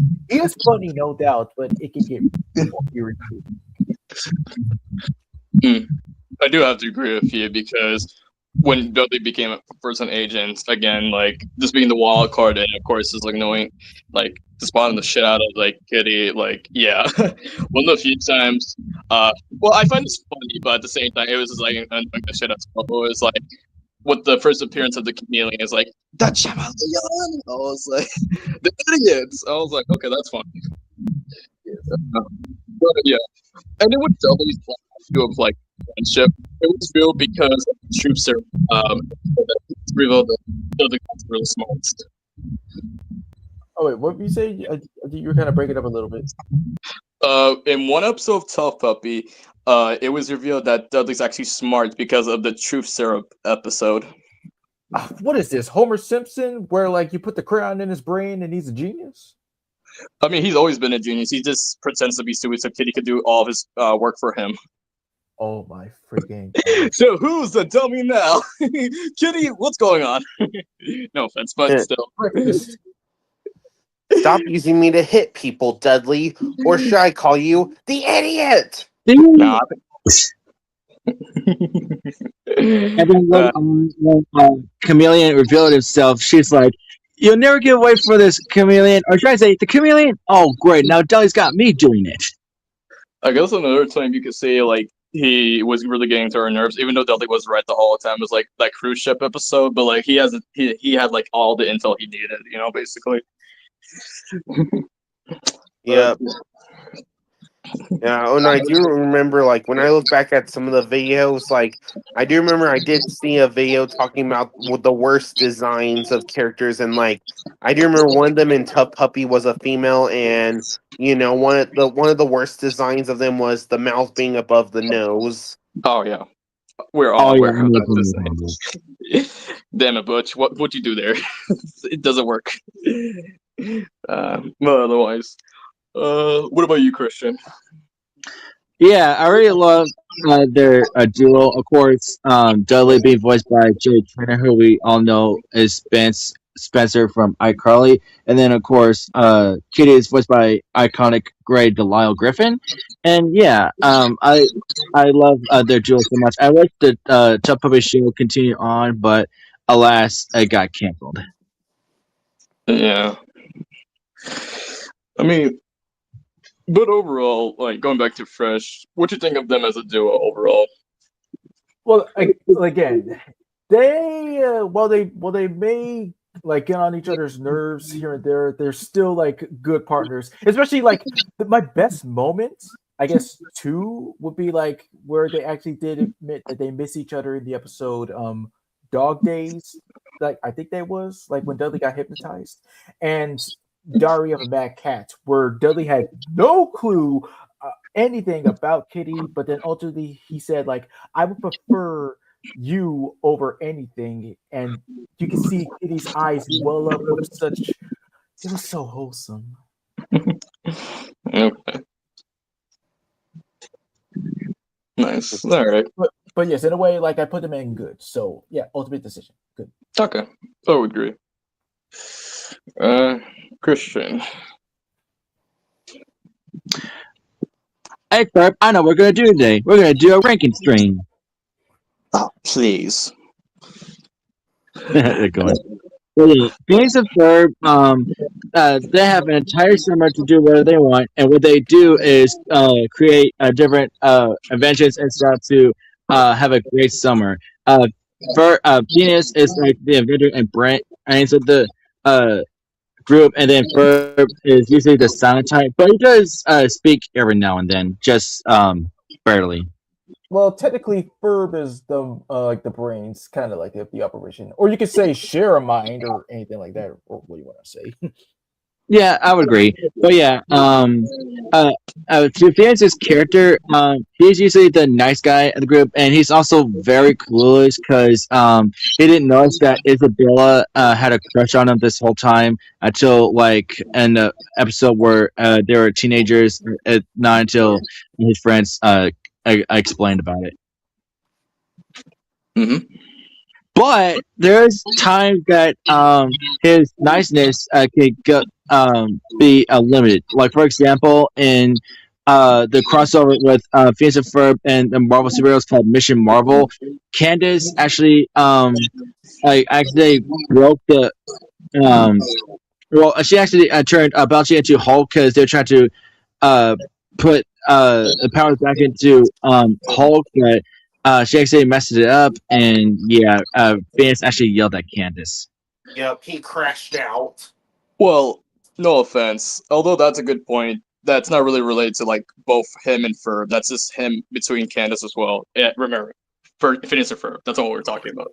I know. I just want to bring out a little bit of his personality. That's all. Yeah, but don't focus on too much, or you're gonna miss the point. And go ahead, Ben.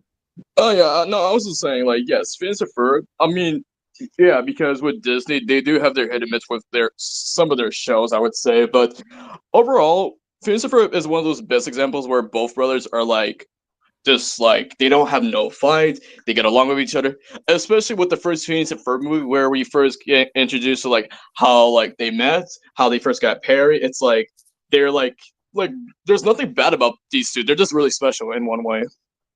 I agree. Yep. And of course, how can we forget? Of course, Phineas and Ferb came back in 2025.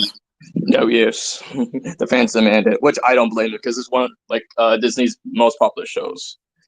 Yep, it's great when our shows that we've watched for like a long time return from the dead. Mm-hmm. Yep. And what about you, Fresh? Well, exactly what you said. Like the whole point is just like having a great summer with your brother, living life, living it up to the fullest, and not having any beef with each other. Who wouldn't want that? Yeah. I could say that the opposite of two other stepbrothers, but I think we'll get to them after this one, but still. Oh dear. Oh, yeah. But yeah, Christian, overall, what do you think with Phineas and Ferb? Good. Really? Because I think that would like be really special because there's nothing really wrong with them. Okay, I'll go with special then. Yeah. Kiss her.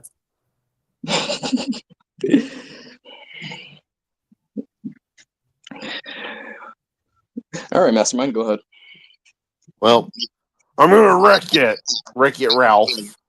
God damn it. And Phineas and Vanellope. God damn it, bro. I just bought this new wall, bro. You gotta pay for that, man.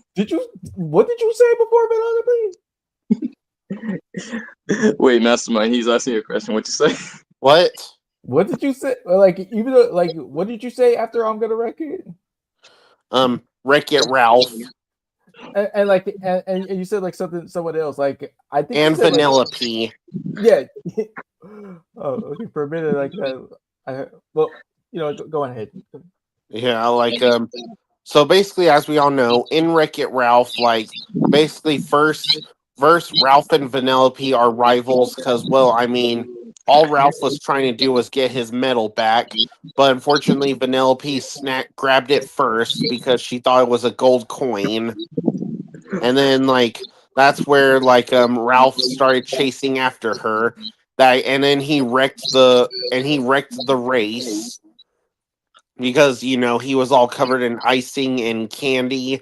They thought he was like a candy monster, and yeah, of course, then after that, all the other racers started wrecking Vanellope's car, and Ralph had no choice but to stop it. And then yeah, that was where then Vanellope, he had to help Vanellope get back into the race just to get his medal back. But then of course, let's just say after helping Vanellope, he then turned against her because of King Candy. But then now he found out that the whole time King Candy was Turbo. And then yeah, they became friends again, but of course, in Ralph Breaks the Internet, Vanellope wanted to be a part of Slaughter Race, but Ralph did the most unsmart thing to do. He released a virus in the game, and then that was when Vanellope ended her friendship with him again.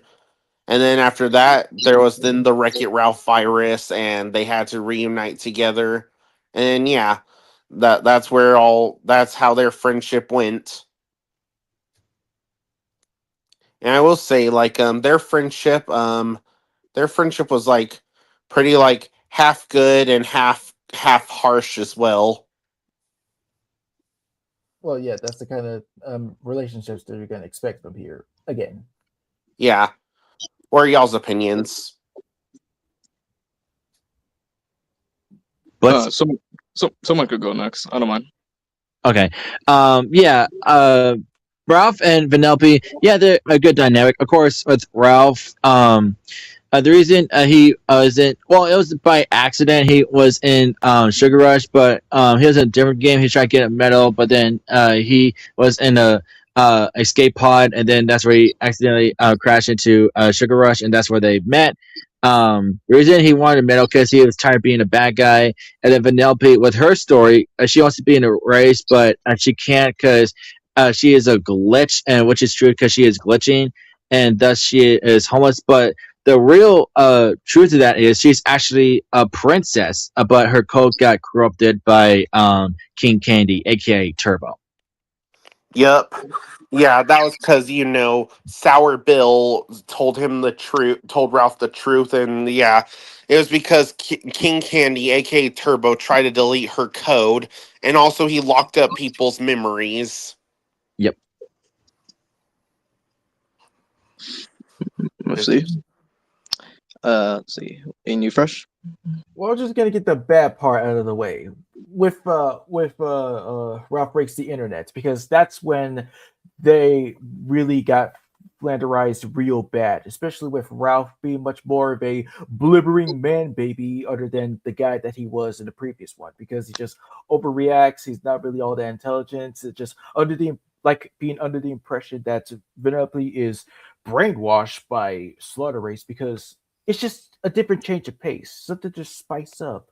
But the relationship gets on the rocks. It's just not really all that good. But I did get choked up when they did part ways and they love each other as friends. But that does teach you, even though your friend may be way gone, you can still connect with each other. You're never gone. And now mainly this is a pretty unique type of relationship, because it's one of the more good examples that an adult can befriend a kid, but you know nowadays it seems questionable because you don't know how people are, because if they're sick in the head or they want to be genuinely good people, like you could be a friend to like kids to just like give them happiness and stuff, but don't take advantage of that because Alright. And then just hearing from everyone's opinions, I do have to agree for everyone here. But yeah, Mastermind, from your personal opinion, where do you think they should belong? Good. Yeah, okay. And you Fresh? no, yes, because of what we said about like the sequel, I agree as well. Okay, so good.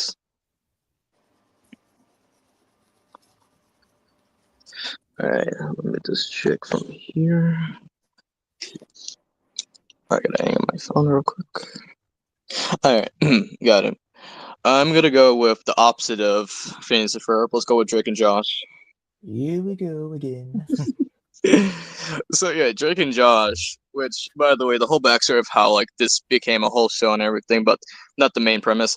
But yeah, Drake and Josh is like stepbrothers but also friends at the same time. It could be questionable at times because there are moments where they can actually get along with each other, mostly because they both get in trouble by Megan and like most of the time they do team up and like just trying to like make most of it, but half the time it's like I would say it's mostly because of Drake at that point, because Drake is not really a good brother to Josh, like all times, especially from the early seasons. You would like, realize that as well.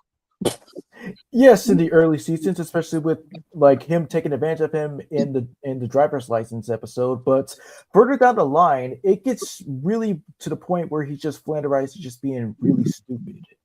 Yeah. Like, okay, another one would be Fresh. Remember the Dune Buggy episode?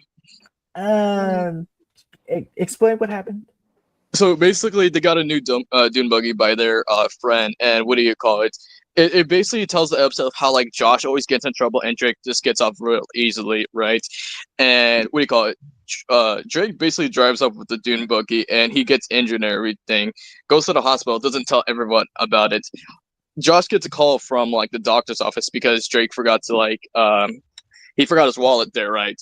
And the whole time Josh knows that Drake is injured, so like he takes advantage of that because of all the times Drake doesn't get in trouble and everything. But as soon as everyone finds out that Drake got injured entirely. Oh no wait. I mean, even though like you may be like cut off or I don't know what's happening, but thank you. I suddenly remembered now. Yeah. And then, oh no, I was fixing my mic. But what do you call it? No, so as soon as they find out, oh, you're injured. Oh my god! I was like, wait a damn minute. So you're saying you could get injured and Josh would still get in trouble? It was like, yeah, Josh. If you knew Drake was hurt injured the whole time, you should have told us. And it's like, Drake does still get punished, but in the best way possible. Staying in bed, no school, pizza. Damn, let me get punished at that point. I'm mostly taking the points from the review I've been watching recently. Like, he does make a lot of valid points. See? Yeah. No, but Josh does have his points too, especially. Did you ever watch that episode of, like, Josh is Done? Well, who doesn't? I did see a video of the YouTuber like talking about like serious moments in cartoons and kid shows, and that was one of them. Yes. And go on, Fresh.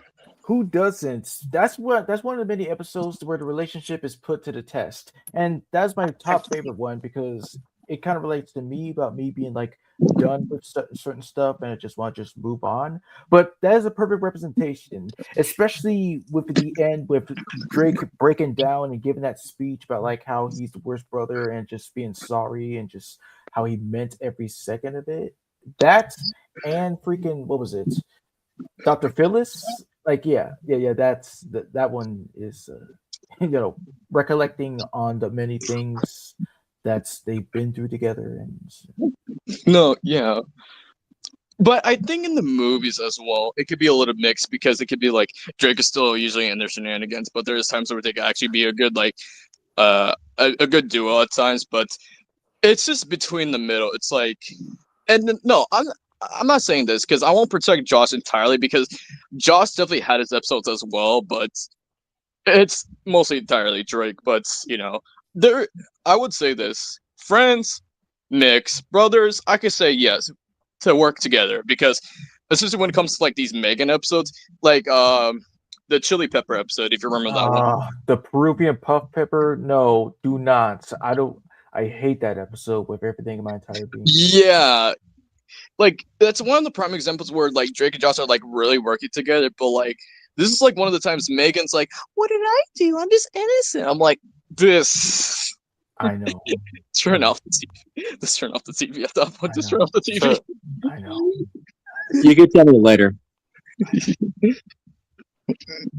But overall, I mean, Drake and Josh as like, I mean, they're co-stars. Of course, they had their past. I won't explain the stream, but again, it's mixed for me for both Drake and Josh. Yeah, me too. Yeah.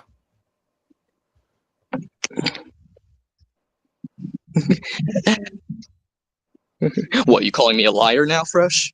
I ain't calling you. calling you for dinner.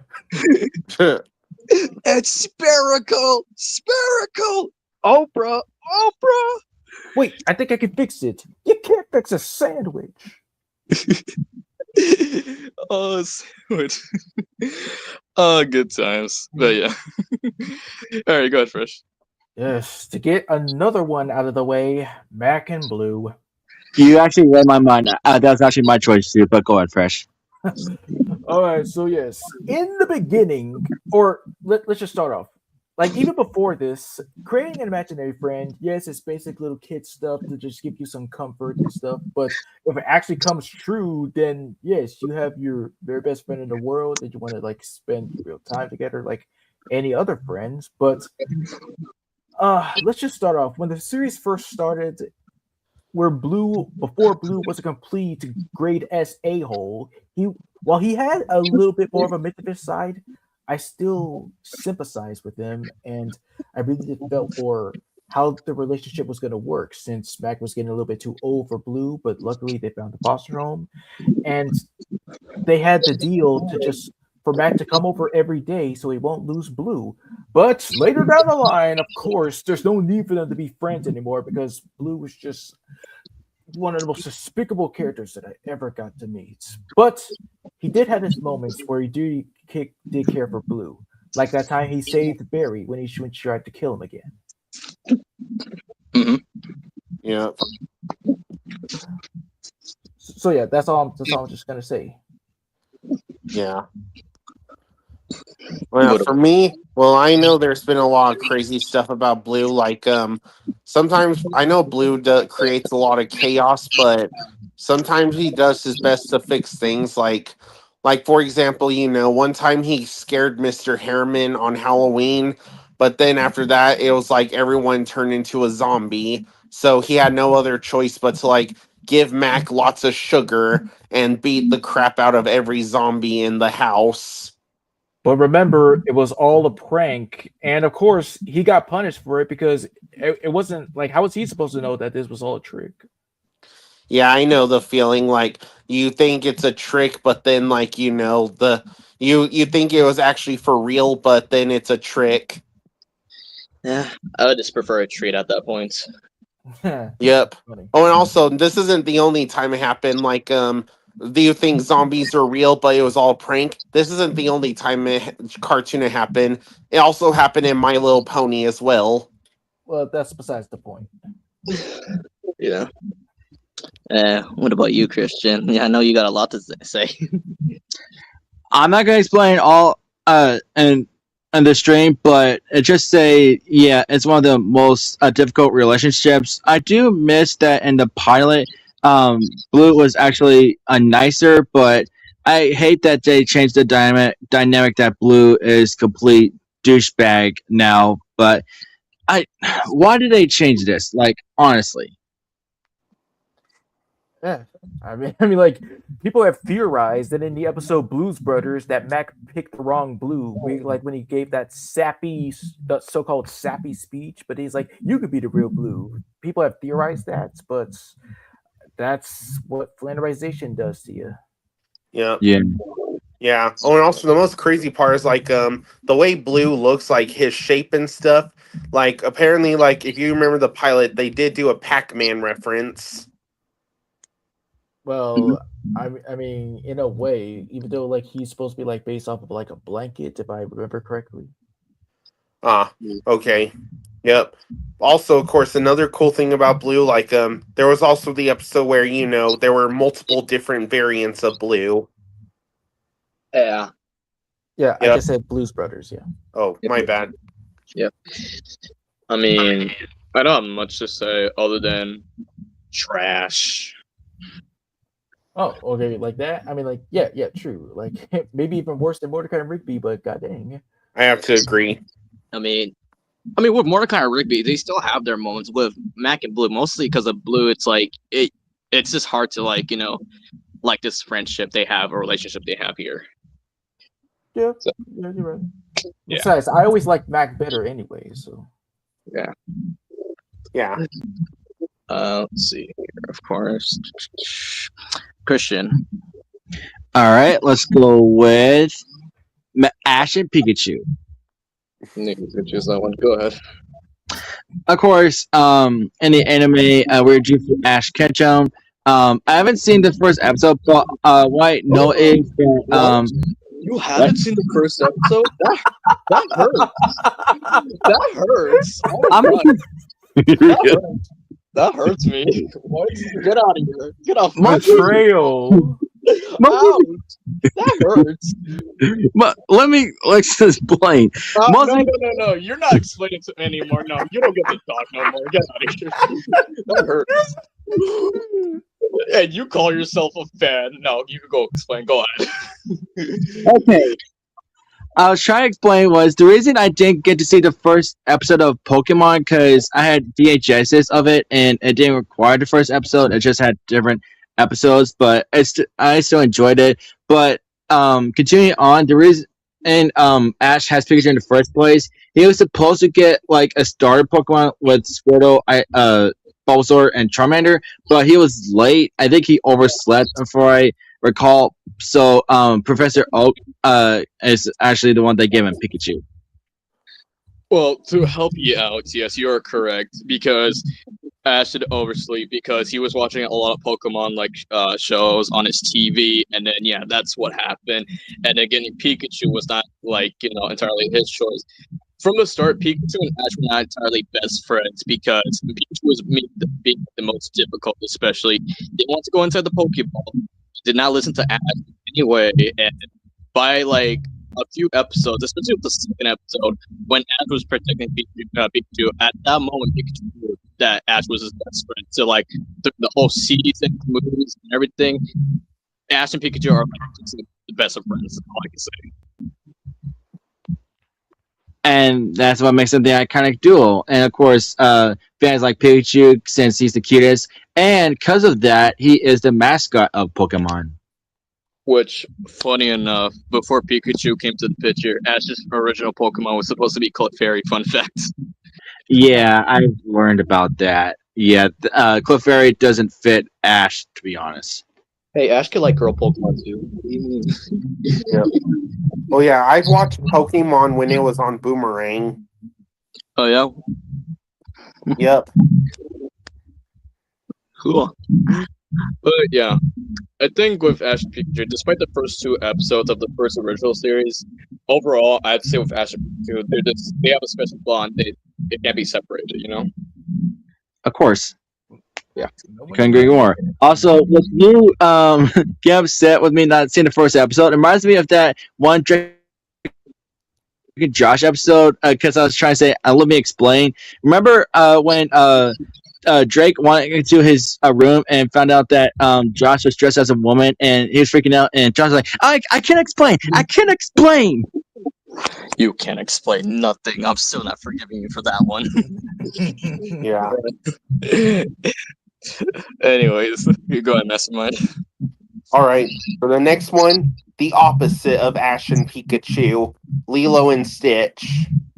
I mean, not really. I mean, they kind of have a special bonding over there, but if you want to explain, go ahead. I mean, you're not wrong. They're kind of similar how the way they started out, but later down the line, just a gender swap version, maybe. I don't know, but go ahead. Yeah. Yep. So, as we all know, like pretty much like So pretty much with Lilo and Stitch, yeah, like always, Lilo and Stitch are best friends, and they have a great friendship together. And of course, most importantly, in both the animated and the live action movies, yeah, Stitch of course learns that Ohana means family, and family means no one gets left behind. Yeah. Yep. And of course, as we all know, of course, Stitch has so many different friends, variants of him. But of course, they're most likely his brother in Cousins. cousins, thank you. But one of them's his girlfriend, and that's Angel, of course. But diving back to both Lilo and Stitch, as friends, go ahead first. Oh, well, this is important because Lilo deserves to be happy because, well, her parents died in a car crash and Nanya's left to take care of her. And, well, no one else would want to, be her friends, especially Myrtle and her, yeah, girls. So this is important for Stitch to, come into their life because, well, the reason why he's named Stitch is because to stitch their family back together. Because again, Lilo and Stitch literally means her name means lost and his name, well, like I said, stitch back together. That's what makes it so special, and it hits so very much harder in Stitch Has a Glitch because it's not his fault that he can't control himself. It was the police that arrested Jumbo while Stitch was charging. He didn't get enough, and that's what caused him to kind of pass away. He was brought back to life by the power of Ohana. And additional fact, the reason, because Lil called Stitch, but then the pet owner was like, you can't use that. But then Nani was like, not to do that. But she said, in Iceland, but here's a good name. The reason Stitch is not a good name specifically in Hawaii because it has a unique alphabet, and I guess Stitch is not like a part of that alphabet, so that's why she said that. Oh. Yeah, I think I learned that in Roger Sad Facts or another video, but I could be wrong. But what's even sadder is not too long ago we've lost the original voice of Lilo, Debbie Chase. Yes. Yeah, may she rest in peace. Yeah, indeed. Yeah. But in my opinion, with Lilo and Stitch, it's similar, in a way with Ash and Pikachu. They really get along at first, freaking out, but throughout the movie and the other movies, and especially with the show, they did show to be a great duo from Disney as well. I mean, along with Phineas and Ferb, I would also put them in that Mount Rushmore as well. Yeah, exactly. I agree. So, Master Man, what would you put Lilo and Stitch? Special. Hell yeah. Yep. And of course, when I started making videos with Stitch, I know Blitzy Side did a great Stitch voice. Oh no, it's generally good. It's one of the best ones I heard. Yep, thank you. All right, let's get back to a time with a questionable Canadian show, but I think it's a good show. Johnny Test and Dookie. Okay. Yeah, Johnny and Dookie, they could be good friends, but there are times where it's especially at times where Johnny's just begging Dookie to do stupid shit because it's like, oh, but remember the time I helped you from the pond? I was like, Johnny, I use that as an excuse every time. Come on. It's funny because Dookie does get a little bit from that because when Johnny got turned into a dog in one episode, Dookie actually saved him. So it's even now. Right, yes. But with Johnny and Dookie, I mean, having a talking dog as your best friend and everything, that's really cool. But putting Dookie into these kind of dangers, yeah, it's not good on you, Johnny. But Johnny does get hurt a lot too, along with Dookie. But yeah, it could be mixed for me for both Johnny and Dookie for that moment. Yeah. Same thing with you, because this is the typical guy who's like a freaking crazy nuts, irresponsible, thinks he can do whatever he wants, and the other guy is like straight man. He's the voice of reason, the one that's but kind of like falls in line with doing dumb stuff as well. That's the kind of thing. But nevertheless, they are each other's, well, special type of man boy dog, a dog and his boy type of deal.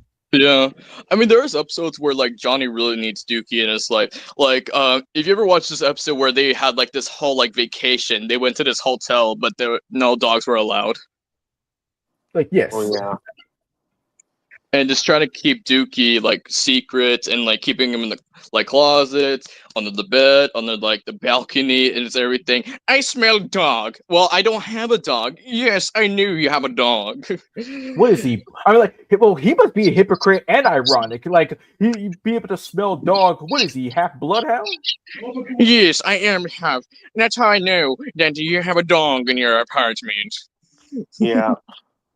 Yep. And yeah, of course, I know Dookie does his best to prevent Johnny from taking things too far, but Johnny takes things too far anyway. Like if y'all remember the episode where they played chess, yeah, Johnny took it too far and he turned evil.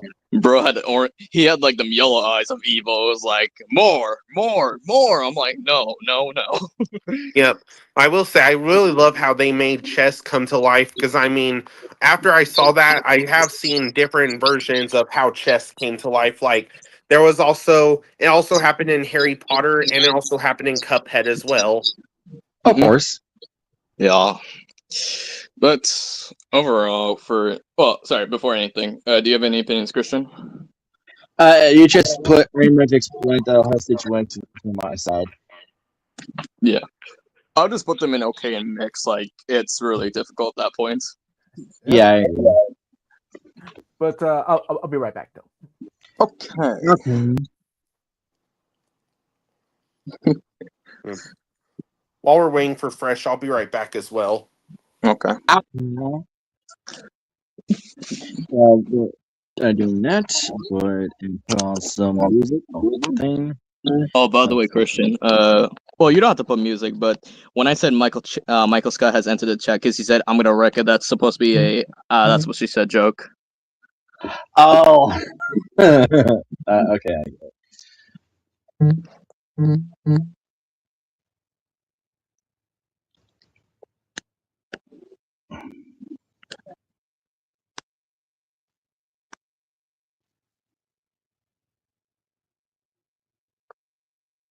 Are you saying bye or hello to them, Christian? What? Because aloha means bye and hello. Aloha as in hello. Because I was doing that because Stitch actually said that, especially to Captain Gantu. Aloha, aloha, aloha, aloha. Aloha means family. I am Stitch. This is Lilo, and I am the greatest experiment ever. And I have a girlfriend named Angel. Yeah, but when expand, bro. Watching the first episode with Angel, now that was quite surprising as a kid because finding out that she was a double agent at first, but then had a change of heart. Yeah. And props to Chair Strong for providing her voice. Yeah. I have returned. Pizza guy. You got the pizza? It was from Weird Millers. Like I thought we were gonna say, "Go f yourself." Oh, look at this! This is supposed to be back and forth. I say, you say, "Go freak yourself," and I say, "You go freak yourself." It's like I don't want to go freak myself. I just wanted my pizza. Pizza King not happy now. All good. Yeah. But yeah, it is your turn. Yeah. Okay. Well, I'm gonna start off with a quote unquote simple one. And when I say simple, I just mean like there's not really all that much. I'm gonna go with like Arthur and Buster. Oh yeah. So I just to say like this. I mean, like the show, like the show itself, it can be entertaining, but much more savagery and a good representation of kids, so like how kids would act around one another. But with Arthur and Buster, their friendship is pretty much just basic. There's not really all that much. With Arthur just being like an average, ordinary kid, and like Arthur being an average ordinary kid, and Buster being the much more like obsessed with aliens and eating whatever it is that he will just wants to, which is kind of like a little bit just. Ugh. That's all I can say. There's nothing really wrong. Well, as a guy who watches a lot of PBS Kids back in his day, with Arthur and Buster, I did watch a lot of Arthur when I was a kid, and their relationship as friends, it's definitely a good one because friends ever since they were like little kids, and they've been through everything together, and just been there for each other on each side, and yeah, they have a good friendship. I would say, like, especially how you explain their personalities, like, with Arthur being like the bright one. I mean, Buster could be bright, but for his own kind of things, like how you explain with aliens or like just for comic books, he just brings anything he sees into like the real world. Which, by the way, Buster's personality is hilarious. But overall, Buster and Arthur, I mean, they definitely do have their fights here and there. Because I do remember one particular episode where it's like they had an argument about something, but then at the end of the episode, they forgave each other. So yeah, overall they have a good friendship, I would say, from my side. And excuse me, sir, I do take the pleasure of seeing some episodes here and there as well. I'm like, even though it might have been, it's never too late to get entertained, but it was worth it. What about you, Christian? Have you ever seen the show? Well, of course, I've seen Arthur. Yeah, their friendship is okay, but what I like about Buster, he had a small spin-off. Of course, they had a last song called oh crap, what was it? Yeah, that was show. Go, you got Postcards it. for Buster. No, he got the show. He got the show. Oh crap, what was it? Buster show. Dude, that would have been a great show for Buster. Oh crap, what was it? No. It's a good show for him since every day is his birthday. Oh crap, what is it from Buster's Mail Time?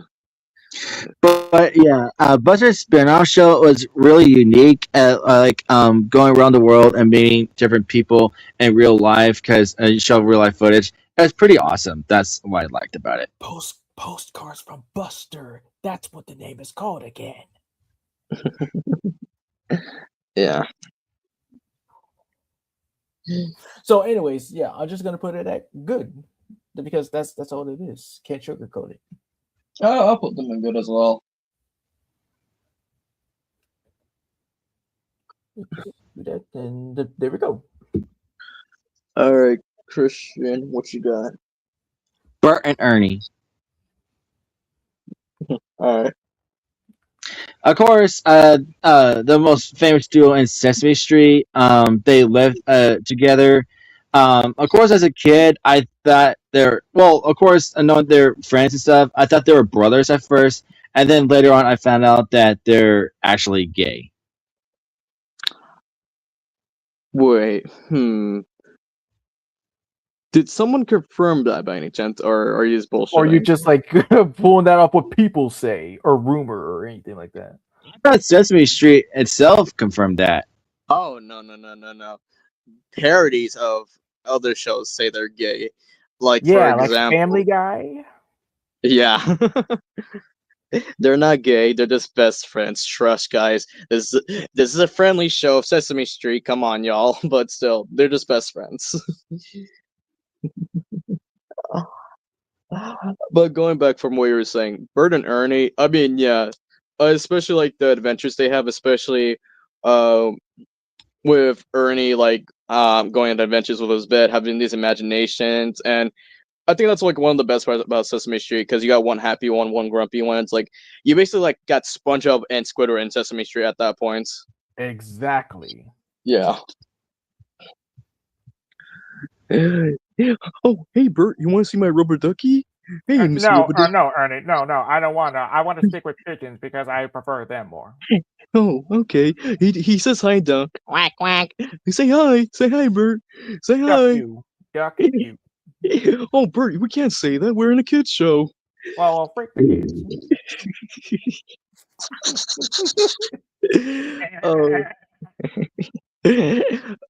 Yeah. What about you, Fresh? I mean, yes. I just can't like this there's nothing really like wrong with them. I do like the dynamic about what you said, the personalities and stuff. But I think they were at their very best in Elmo and Grouchland. That's why kind of like with Bert being so concerned and Ernie trying to like reassure him that everything's gonna be fine. Like when it gets to the like almost at the climax, it's like, come on, Bert, who want to see a movie with a sad ending in it? And he's like, Titanic. What? Titanic had a sad ending. The commentary is just priceless. Well, as they say in the chat right now, you just have to use your imagination. What, like you having a brain? Whoa. What's with the fighting words, man? Do you want to say hi to my rubber ducky again? Say hi. It's duck season for you. Oh no, I gotta hide my rubber ducky. Hide. I love these two. They're awesome characters. Honestly, I would say for at least my side, I would say it's special, but for you guys, Yeah, I agree. I agree. Special.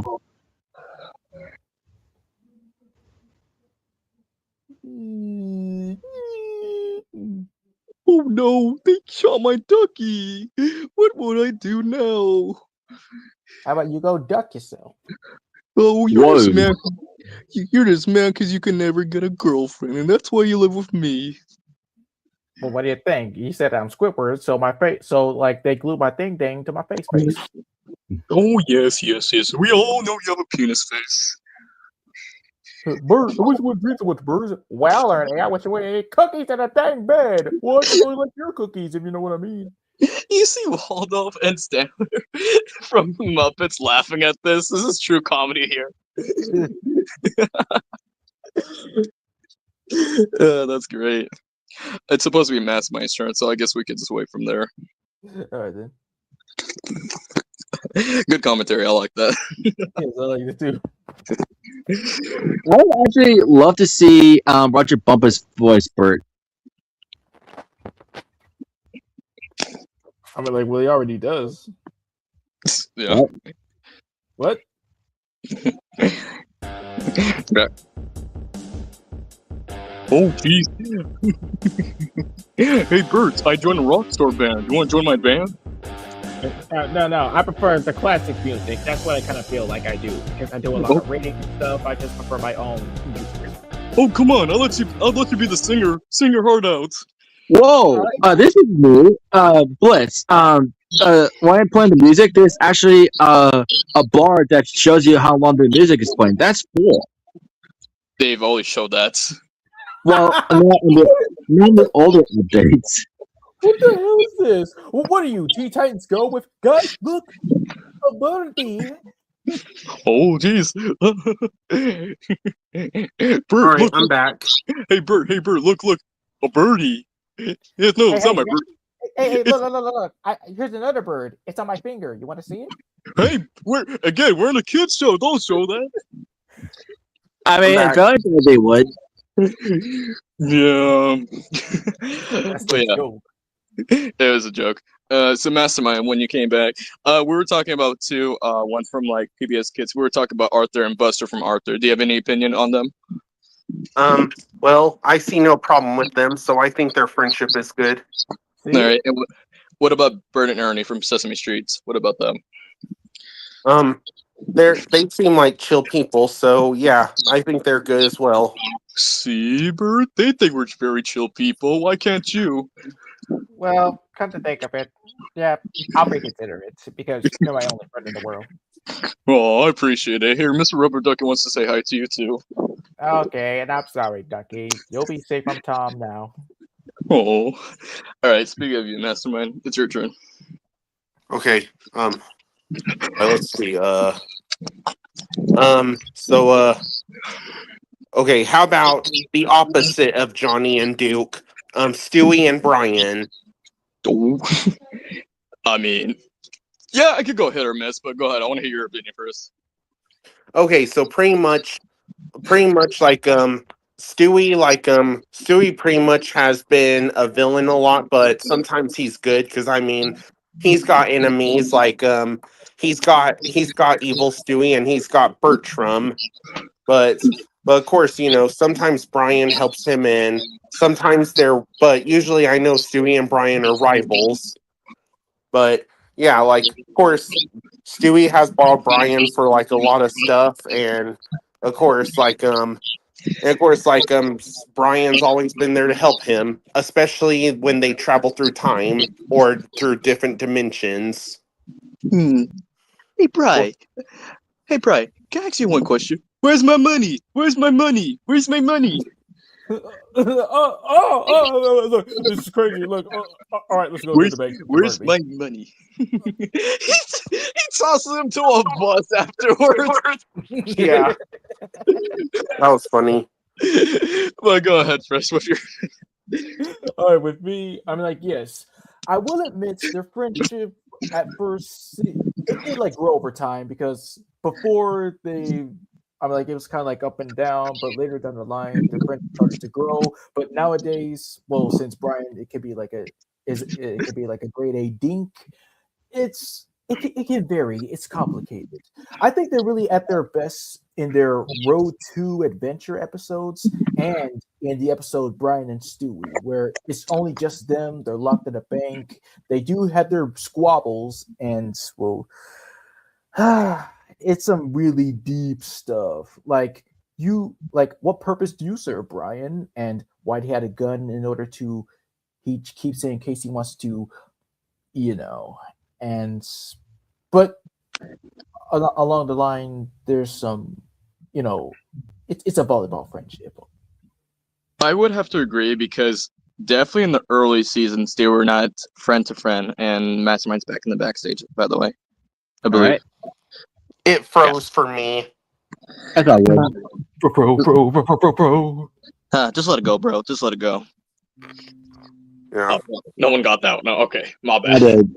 Okay, got you. Oh, I get it. Yeah. No, so with Brian Stewie, definitely from the early seasons, they didn't see eye to eye. Like they were definitely still enemies, especially the reference we just did with Stewie being the hell out of Brian just for like some money for our fight. And I will say in later seasons to like now of the modern episode, they definitely have like developed their friendship. Like I see more of their friendship than Peter and his friends' friendships over this. Like I think I just preferred their friendship if anything.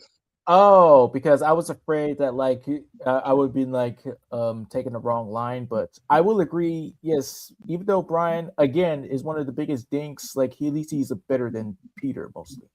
No, yeah, definitely. So yeah, this is from my opinion as well. Yeah, you Mastermind if you had anything else.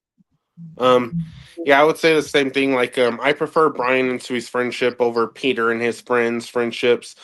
But also, of course, of course, I know Brian has also helped Stewie fight his enemies, such as, again, Evil Stewie and Bertram. Yeah, we got it. Yep. Oh, and also, here's a fun fact. Like, since Bertram is voiced by the voice of Rex from Toy Story, if y'all remember, in one of the Family Guy games, there was actually one where Bertram was actually driving a T-Rex. Oh, that's actually really cool. Nice. That's good detail. Yeah, because after all, Rex is a T-Rex. I mean, his right name. What about you, Christian? Yeah, Brian and Stewie's relationship is very questionable, depending on what their personalities are right now. You just explained it pretty much for me. Yeah. Yeah. Mastermind, where'd you put them? Old mix. I would say good somehow. And then what about you, Fresh? Okay, this says like okay / mixed to be precise, but I agree it's mixed. Okay, this is for mix then.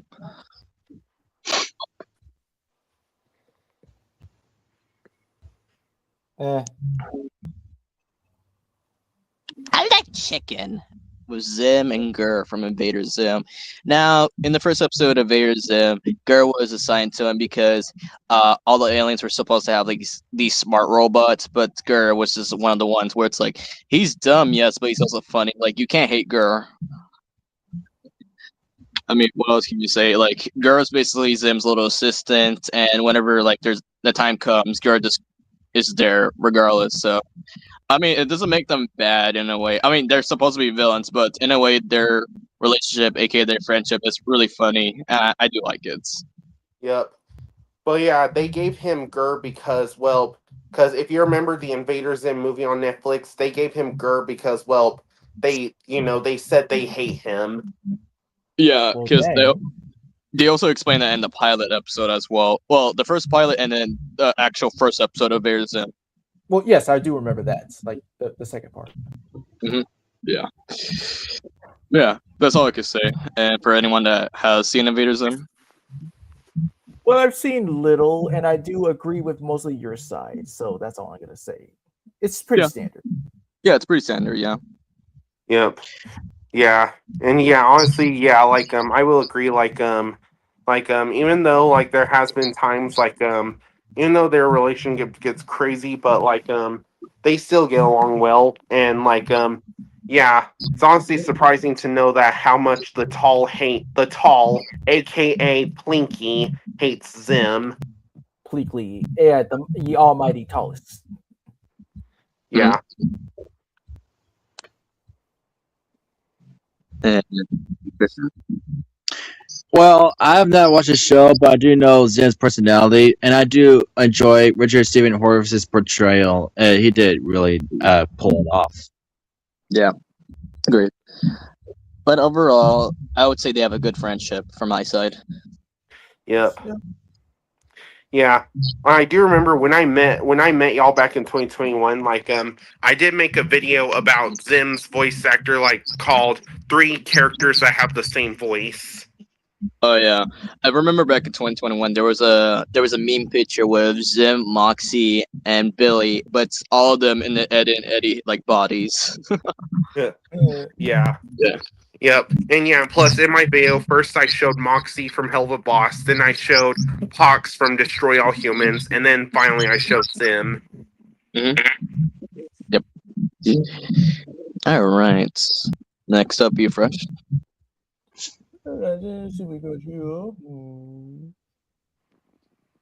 Yeah, why not? Let's go back into the 90s with Arnold and Gerald. So, yes, I just gotta say, they're one of the best bros in Nickelodeon. Like, even though they had like very to little squabbles here and there, but for the majority of the time, they're the best friends like anybody would want to be with. In fact, once again, ever since like kindergarten and well further down the line, such great moments. But what makes Gerald stand out is that in that one stupid freaking episode, Arnold portrays Iggy when Arnold had to wear that bunny pajamas to those bunny suit to like the whole world and stuff. Gerald was the only one not to be there because that's what shows you how much of a good friend he is to Arnold. And well, they roughly do deserve each other. I have to agree because when it comes to Hey Arnold, and then when it comes to like both these characters, Arnold and Gerald, like they're legit the chillest mother effers I see in my whole life. Like legit, there's nothing wrong about them. Like Arnold, you already know him. He's like the peacemaker, and of course with Gerald, he's like that. That one black friend that's chill with you, bro. Like what else do you want? And it's exactly what you said right now.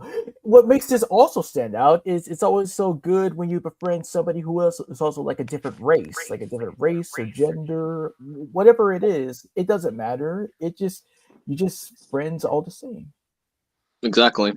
Kind of like us. Like, exactly. See, and if you want to go with personalities, of course, what Fresh what he explained, Arnold, the sweetest guy in any like Nickelodeon show, you would say like.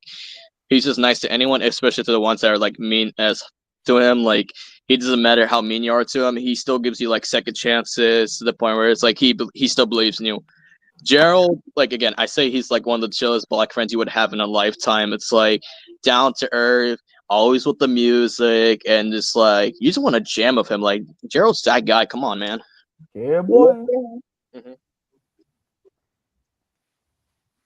Yeah. I will agree. They have a good friendship. What? The one kid that's not chill is Gerald. Gerald is not cool. I don't like Gerald. Remember when Arnold visited Arnie and then Gerald was Gerald's counterpart? Wait. But wait, Gerald and Kid. Oh no, wait. Because because all his friends they swap personalities with each other, but shouldn't Kid? Oh no, wait. Kid's the Sid one, and then Gerald is the Gerald one. Oh, okay. Because to be sure, because I'm like, because I would assume that they would have like switched names also as well to just try to make it rhyme or something. But maybe I must be tripping because I do remember the episode, but you know. Yeah, like for similar, like Harold, his counterpart's the clean one, and his name is Harry. Right. Yes. Mm-hmm. But yeah, overall, I can speak for everyone, and especially for me and Fresh's perspective from seeing the show, they have a special connection. No, nobody do you wrong there. Yeah.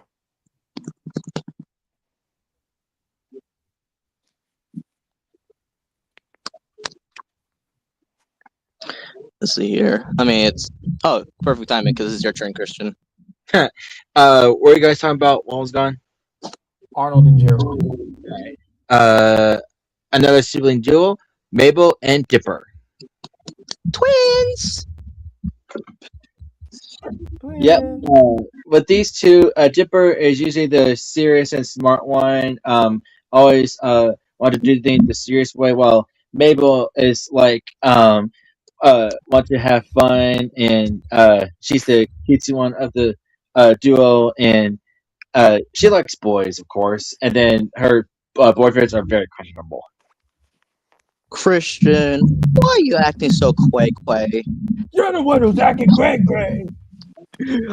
We'll be back in. Girl, why are you acting so cray?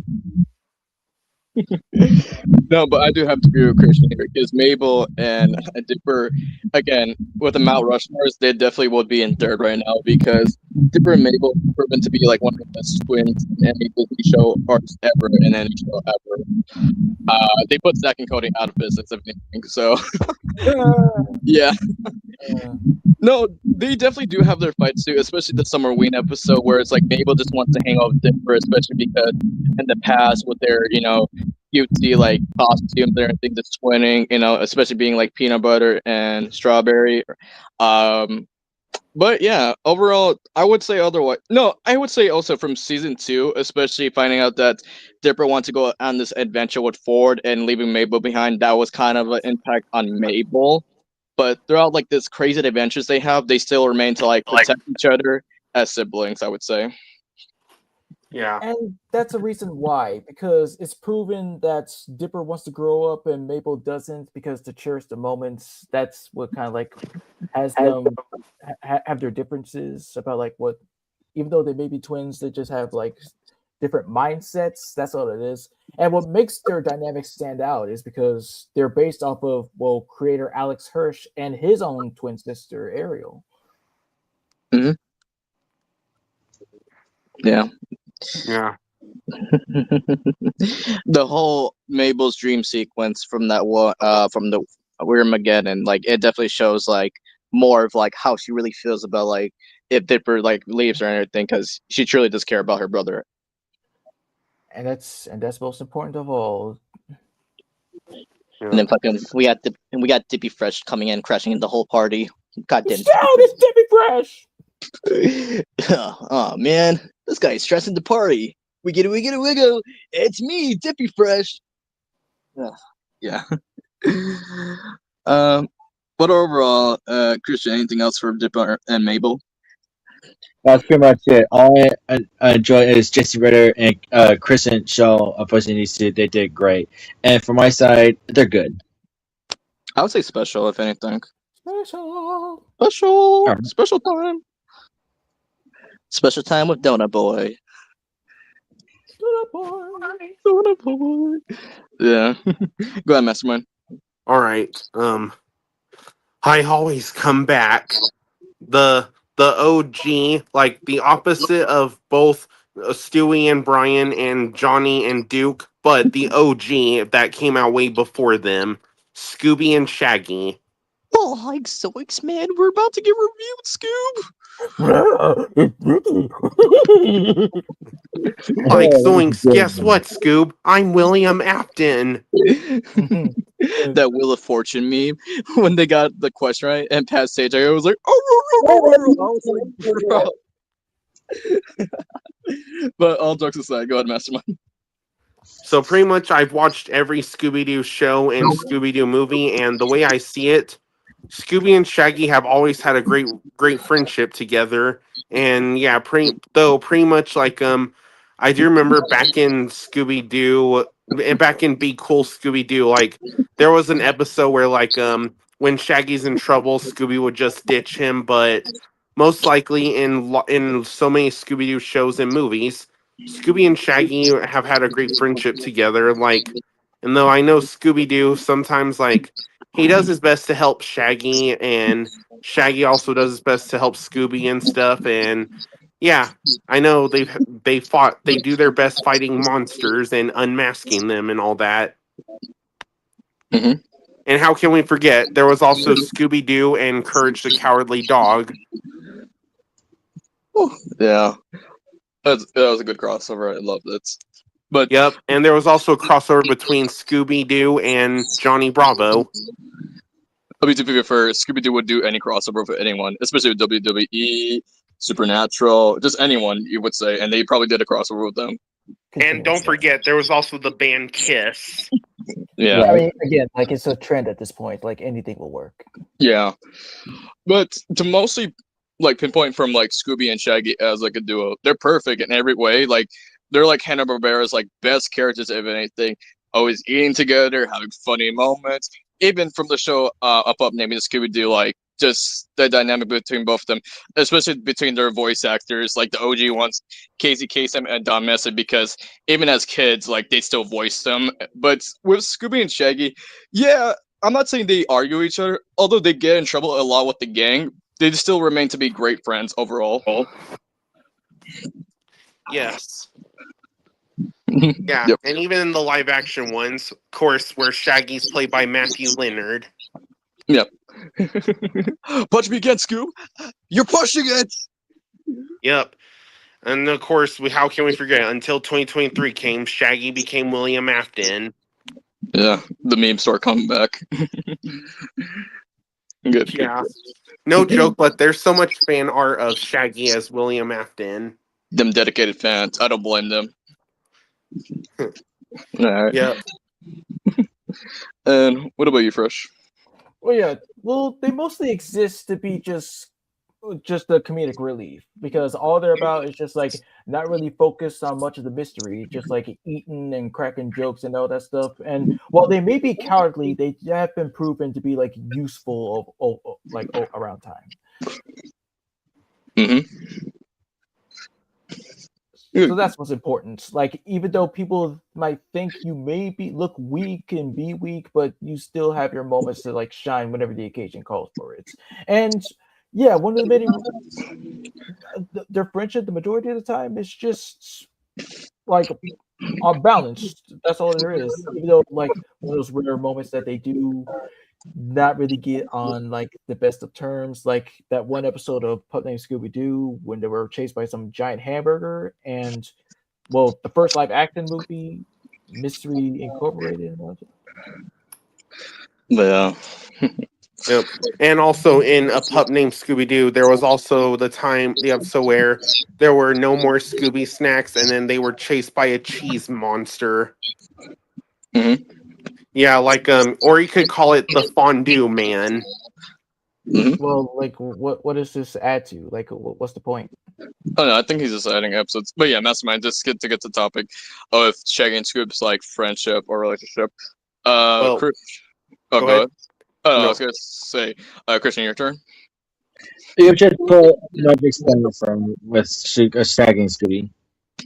Got you. So overall, Mastermind, with the friendship between these two chuckleheads, where would you put them? Special. Hell yeah. Yeah. And yeah, I do remember back in 2021, you did make skits with Scooby Doo, and your Scooby Doo voice is great. Nah, Fresh's one is better though. Even though I'm kind of a cheater because I have to pull my cheek to do that, but yeah. Oh, I just do all natural because it's like, you gotta do deepness with the Scooby voice. Yeah, no worries though. All right, with me, speaking of Hanna-Barbera, let's bring in the two cavemen. Yeah, but do with Fred and Barney. Yeah. Fred and Barney from the Flintstones. From when I used to watch the original show from Boomerang, they're just best friends. Like, there's no doubt about it. Like, if they get in trouble, they're doing it together. If they're doing something like bowling, going to work, just anything like that. Basically, the modern day of like what friends do nowadays. That's what Fred and Barney does back then. You know, that's what I like about them. Yep. Yeah, and they have so much in common. And of course, like in the newer seasons, of course, like they now each have children, Pebbles and Bam Bam. Who got married afterwards as well. Yep.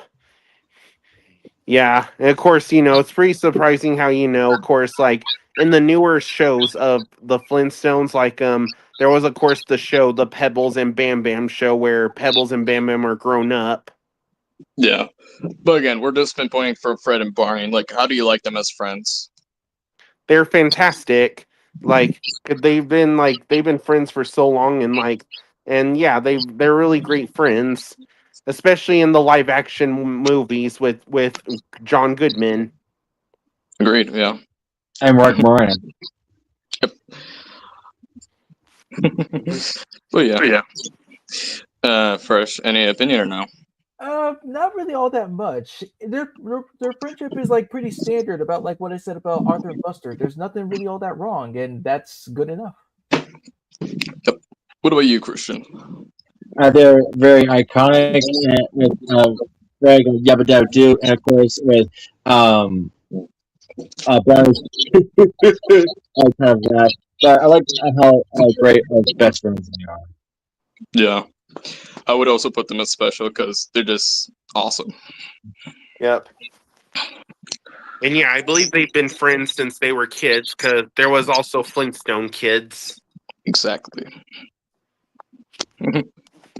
All right, go ahead, Fresh. All right then. Let's see,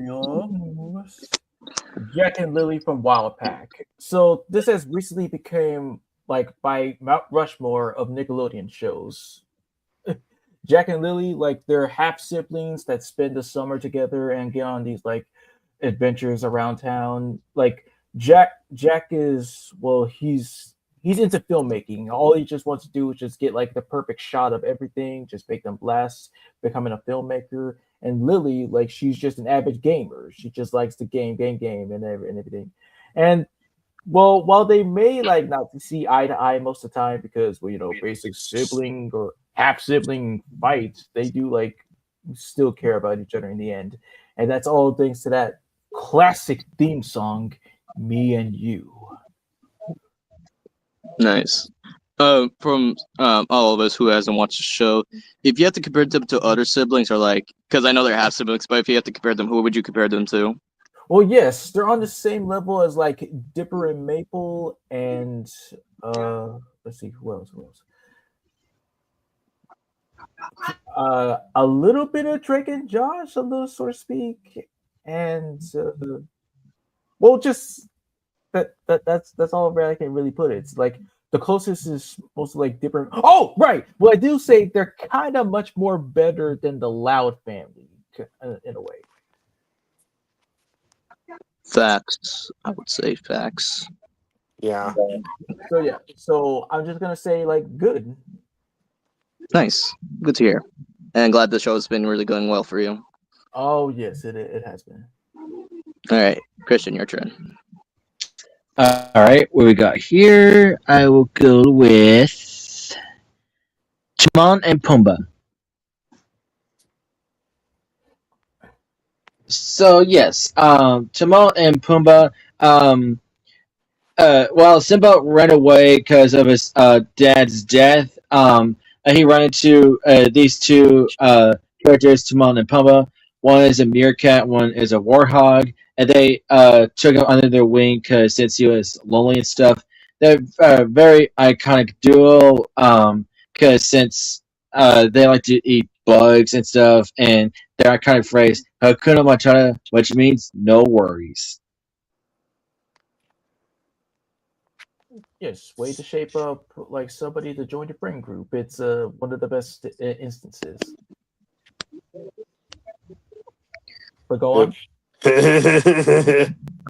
Hey, Dad's in the chat. Let's go. What are you looking at? I don't know, Dad. I'm sorry. I was just looking at No, your no, no, mini no, no, no, no, characters. no, no. Wait, you were supposed. You said the wrong thing. Oh no, no. I was just making a joke, but let's start again. Go ahead. Oh, dang it. Oh, wait. Well, what was the joke here? What are you looking at? Yep. I don't know. Your weird, ugly eyes. Yeah, super weird.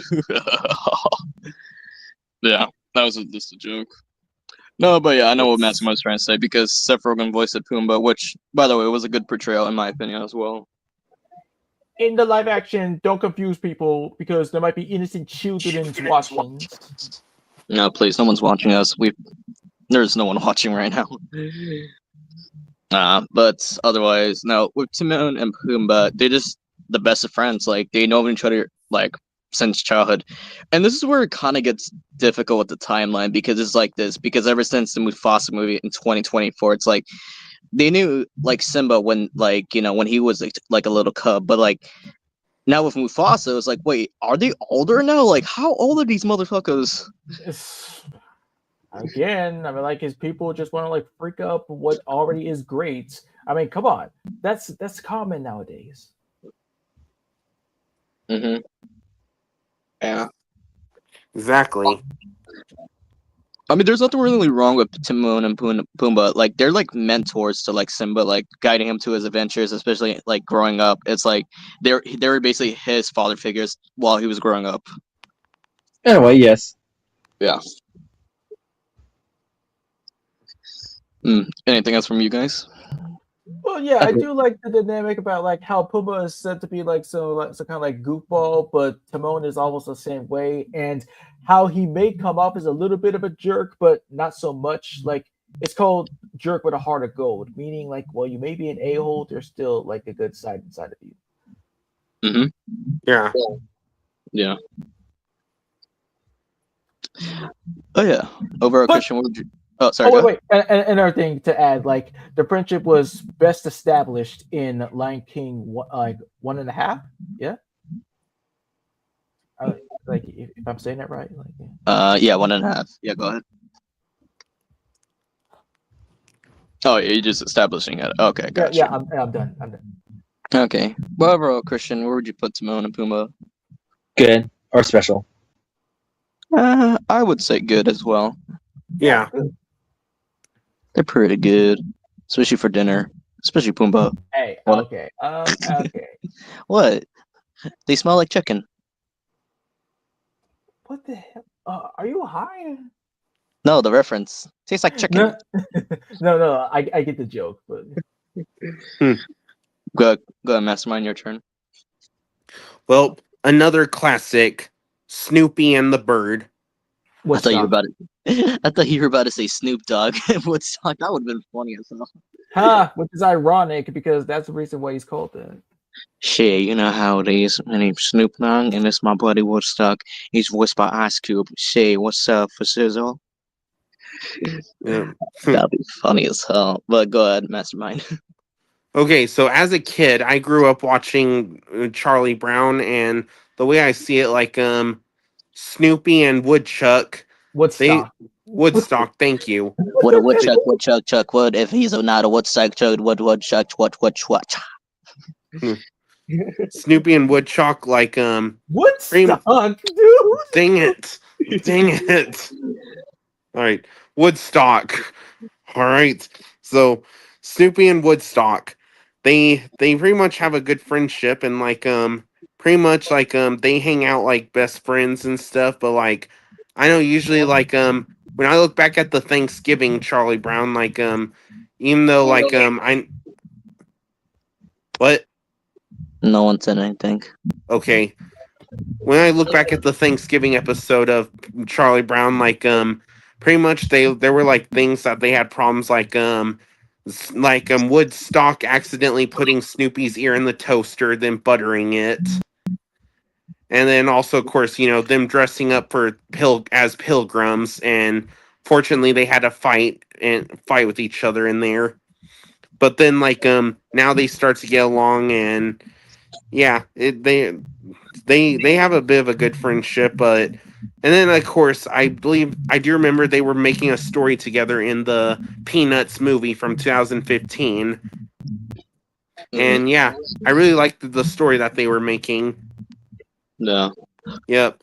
And of course, when 2016 came, Boomerang made a Peanuts show of their own version, and like in one of there was like a short there was like a short clip where Woodstock was like singing, and Snoopy could hear it from all the way up from where he's at, and then he just had to like grab the music note and hit him with it. And sometimes, even though like I know Snoopy and Woodstock might sometimes have problems with each other, but hey, sometimes they get along well.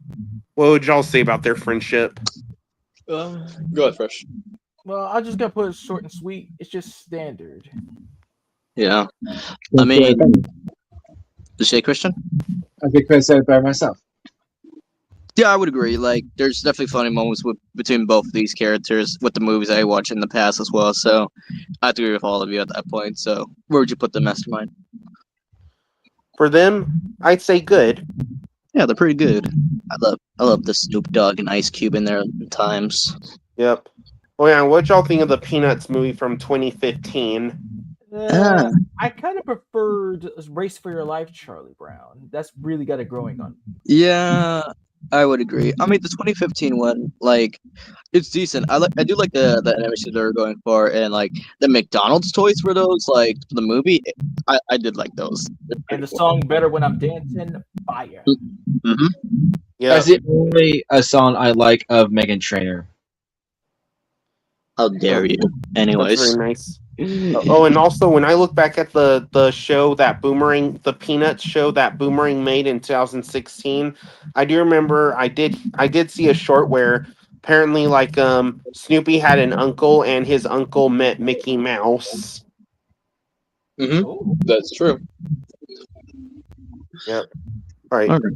Anyways, let's continue. Whose turn is it? Me turn. All right, let's go back to reading comic books and making a superhero out of it. George and Harold.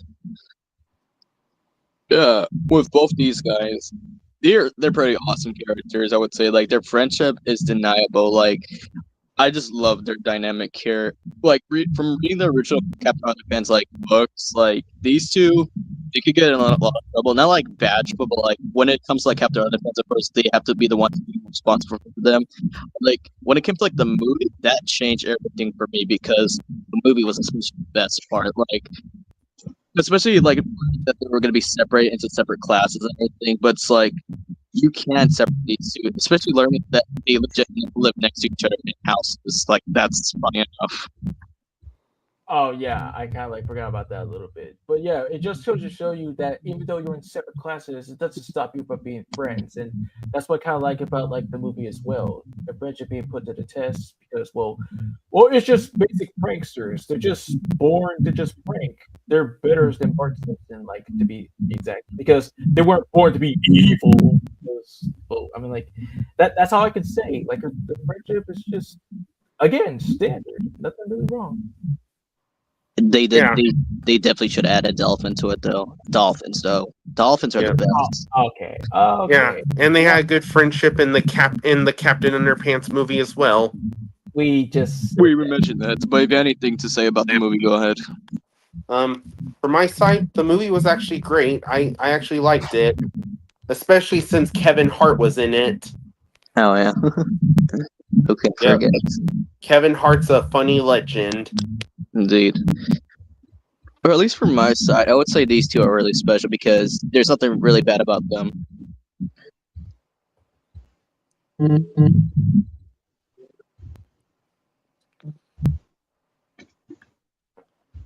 All right, Fresh, go ahead. Okay, Scratch and Grounder from Adventures of Sonic the Hedgehog. So, wait, go ahead. Oh, someone's bringing the phone. What do I do? What do I do? Wait, ringing the phone. I'm like, well, even though, like, you don't have to pretend, stupid. Nobody is home. Now pick up the phone. Oh, fine. No, these guys are legit funny, but go ahead. Okay, so here's how it all started. After most of Robotnik's henchmen ones you could recognize from Mean Bean Machine, got destroyed. Robotnik got the idea of making them smarter, better, faster, stronger, whatever you want to say. So Scratch came out, and well, you could say he was hacked, so to speak, to become part of Robotnik's Batnik type of deal. But he just had to freak everything up when he tried to create his twin, which resulted in Grounder. Now, for the majority of the time, all they do is just like butt heads with each other. There's no room of like sharing some heartfelt moments, just nonstop physical and verbal abuse. And well, that's all that is. It just basically is being the poor man's version of Horace and Jasper from 101 Dalmatians, because that's all they're all about. Both of them are incredibly stupid, with Scratch being slightly smarter, but at the end of the day, they're just nincombots. Yeah. I mean, yeah. I mean, to be fair, I do prefer Orbot and Keybot over these two, but they, Scratch and Gunner, they still have their funny moments, in my opinion. Yep. And yeah, I do remember when I look back at the cartoon where that they were in, like, of course, I know when I saw Tails' New Home, like, of course, like, they nearly had Tails, but then, like, of course, Sonic came and saved the day, and then, yeah, Robotnik got all mad, and he tells them that he never should have made them. Oof. Well, yeah, because like he's just that abusive. That's what it is. Like bad temper, bad boss, that type of deal. Yep. Yeah. But yeah, they're pretty funny, but like I prefer Orbot and Cubot just like Blitzy does, but hey, at least they're still funny. Yeah, I would say. I don't have much to say about them because I never watched Sonic Saturday AM, but I really enjoyed it. Wrong show. That is the wrong show. They were in That's right. Adventures. It's Adventures of Sonic the Hedgehog. My bad. But anyway, I did, in fact, got to play as Grounder when we did transcripts of that show. Oh yeah, and I played Scratch, and those are funny times. Yeah, that was good. Yeah, that's.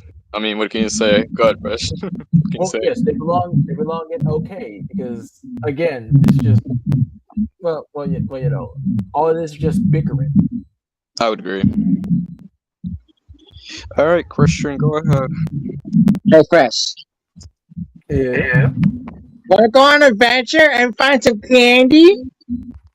Oh my God! Come with me. We'll go and see a Black Dog Captain. Yep. Today, next up is Captain Knuckles and Flapjack from Marvelous Adventures of Flapjack. Yeah, these two. Flapjack is, of course, ready for adventure since he's a kid, and Knuckles. Well, what can you say about Knuckles? He is very different. Yeah, Knuckles, aka the Flying Dutchman. Yep. I mean- After all, they are pirates. I mean, it's like this, like, they're friends, but, like, Knuckles is supposed to be supposedly, like, the father figure to Flapjack, but at times, it doesn't really work like that. Yeah. Yep. I mean, I could say they kind of have a good friendship or relationship, but, like, I don't know, it's kind of in the middle for me. I mean, there's times where they can really F up. I mean, it's no thanks to Knuckles because again, like he's not really all that bright. Presents himself as some like great adventurer when he's just nothing but just. Well, he's just kind of like, you know, a pre-Looney Tunes show Daffy Duck sort of. Yeah. Yes. Yep. Exactly. And yeah, of course, even though like I know he's trying his best to take Flapjack on adventures, and like I know he like they were trying to figure out a way how they can get a lot of money, and Flapjack said they could get a job. Knuckles said adventurers don't get jobs. Stubbornness. That's all that is. Stubbornness, selfishness, arrogance, all that crap. That's what you don't want in a friend because you know it depends on the type of person. Yeah. Yeah. Who needs Candy Island? It's safer at the docks. But Those racist sooty pops go tripping down the rock. It's dangerous and risky. We're adventurous and free. Adventure has the life for me. There's lollipop trees and eliminate sea. Doesn't sound very good to me. All these adventures on Flapjack. Yeah, a few years later, Flapjack got abandoned by Knuckles, and then Flapjack became a millionaire, and it's Gravity Falls.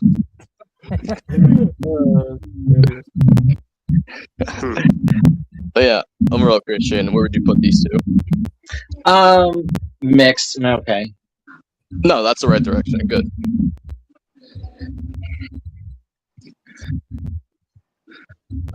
All right, Mastermind, go ahead. A gelatinous cube. The brothers from Onward.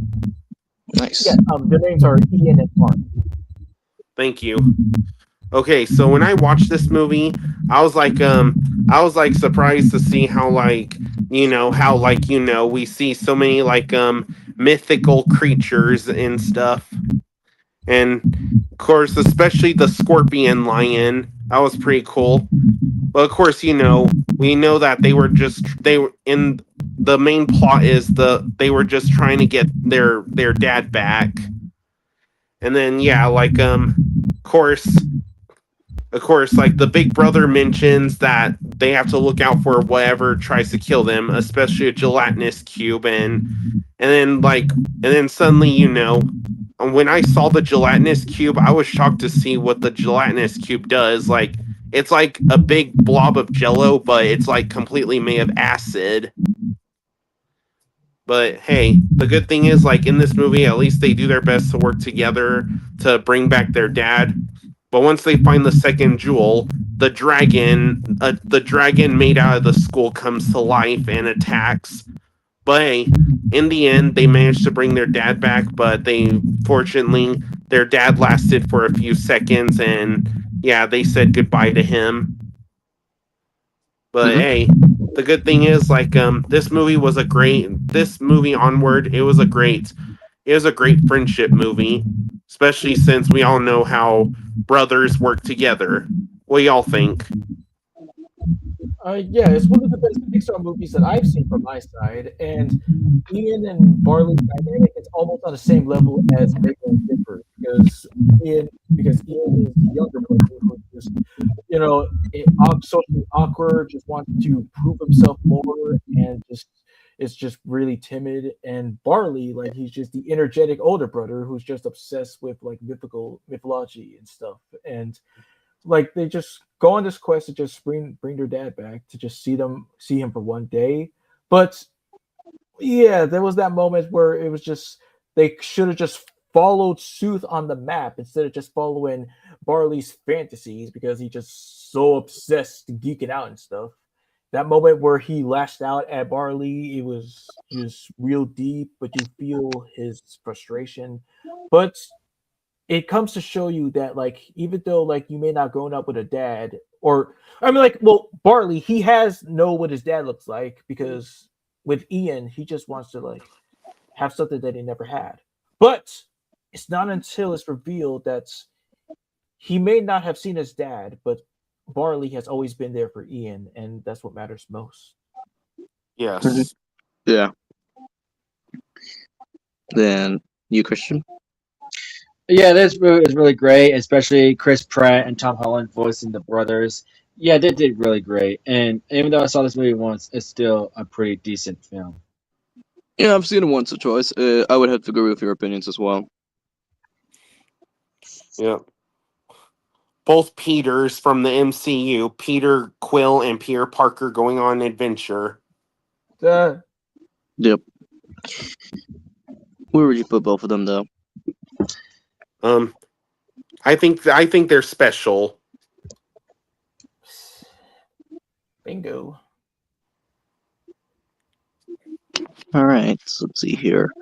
Well, let's see here. I'm gonna go with Wario and Waluigi. Wario and Waluigi, it's funny. It's kind of the same story as Mario and Luigi, because Wario first came out as his own character, and then Waluigi came in afterwards for a tennis game, because Wario needed a partner and everything, so they added Waluigi. So, but overall, throughout the games, well, respectfully, you can only say this from the games. Like they're just trying to be like the better halves of like Mario and Luigi, but we all know that can't be possible. But I actually do like them as characters. If anything, I like Waluigi more than Wario, in my opinion. Um, no, straight up, like what you guys like Wario or something? No. I just want to hear from your side about like why you think so. No, like Waluigi, I think he's better in every way. Like, cause although like he doesn't get the same treatment as like Luigi does, like with his own video games, like he has Luigi Mansion. Waluigi is just like stuff on the shelf, and you do have to feel bad for Waluigi at times because legit, this guy is the longest guy. Although he kind of is in it, but he's not a playable character in Smash Bros. Like, come on, bro, what's going on? Exactly. So, I mean, yeah, I mean the Wario games though, they're pretty good. I played them. I would say they're excellent. But overall, with Wario and Waluigi, I actually don't mind them. They're pretty great characters in my opinion. What about you guys? Well, I don't really got that much to like say. Like one of like the more hilarious moments that I've seen is like in I think Mario Tennis, where like there was a cutscene with those two and Bowser. Like when Bowser was like walking away, you could hear them say like Waluigi was like, "Hey, what's funny? Oh, shut up." Yeah. That I remember. I don't remember which version of the Mario Chess it is, but they actually had a blooper reel of it. And one scene, Wario was like lifting weights, and he got a phone call from his mom, and then Waluigi was coming to care, was like, "Cut." Yeah.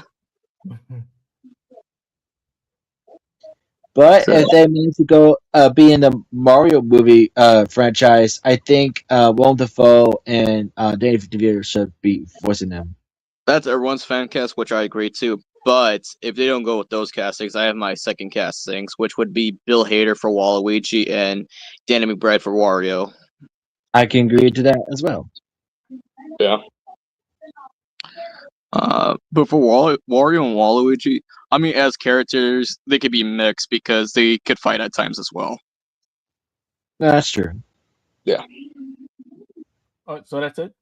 Yeah, mixed. Yeah. All right. Fresh. All right, Brandy and Mr. Whiskers.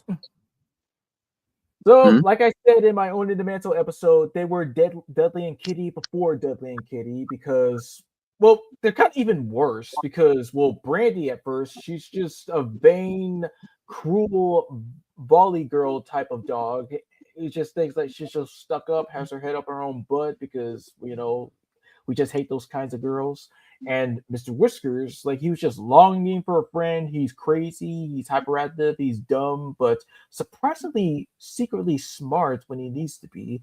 And that's all they're about. They just bicker, they have moments where they care about each other, but most of the time it's just madness. That's all it is. Yeah, I remember you showing me some episodes of the show back in 2021, and I could definitely see what direction they were going with. And I do have to give props to both Kelly and Charlie. Like their chemistry together was really good, especially like them reuniting in the Harley Quinn series because, of course, what do you call it? Of course, with Kelly playing Harley Quinn, and if with Charlie Adler playing her father, I was like, okay, that's something. Oh, I didn't realize that. Yeah, so Charlie Adler, because Charlie Adler was the voice director of the first season of the Harley Quinn series, because he voiced it both Harley's father and grandfather. Wow. Yeah. But yeah. Fresh, overall from your point of view?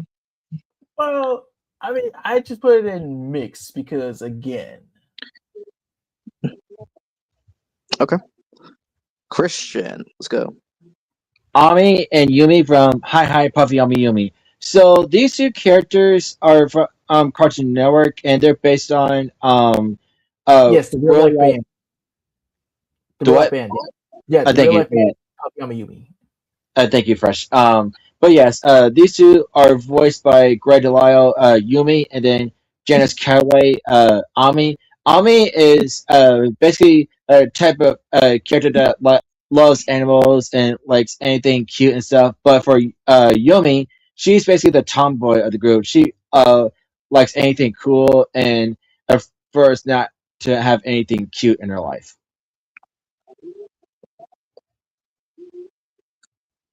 That's it on my side. That was short. What the fuck? I expected more. What? Didn't you watch the whole show or anything? No, I only saw a few episodes on YouTube, but that's basically it. Right, I'm back. Sorry, I was grabbing something to eat. No Oh, that's worries, fine. bro. All right. What about you, Fish? Please don't be a downer for this one. Don't worry, okay? The relationship is almost like on the same level as, well, Bubbles and Buttercup. But here's the funny thing, which serves as a fun fact. It's funny how, like, the way how they are, but in actuality, like, Yumi is younger than Ami, which is, well, kind of a little bit. Well, it's cool to find out, but basically they are just like Bubbles and Buttercup. But all it is just have their moments where they have like differences. They can agree on certain stuff, but they are best of friends that would do like anything for each other. And well,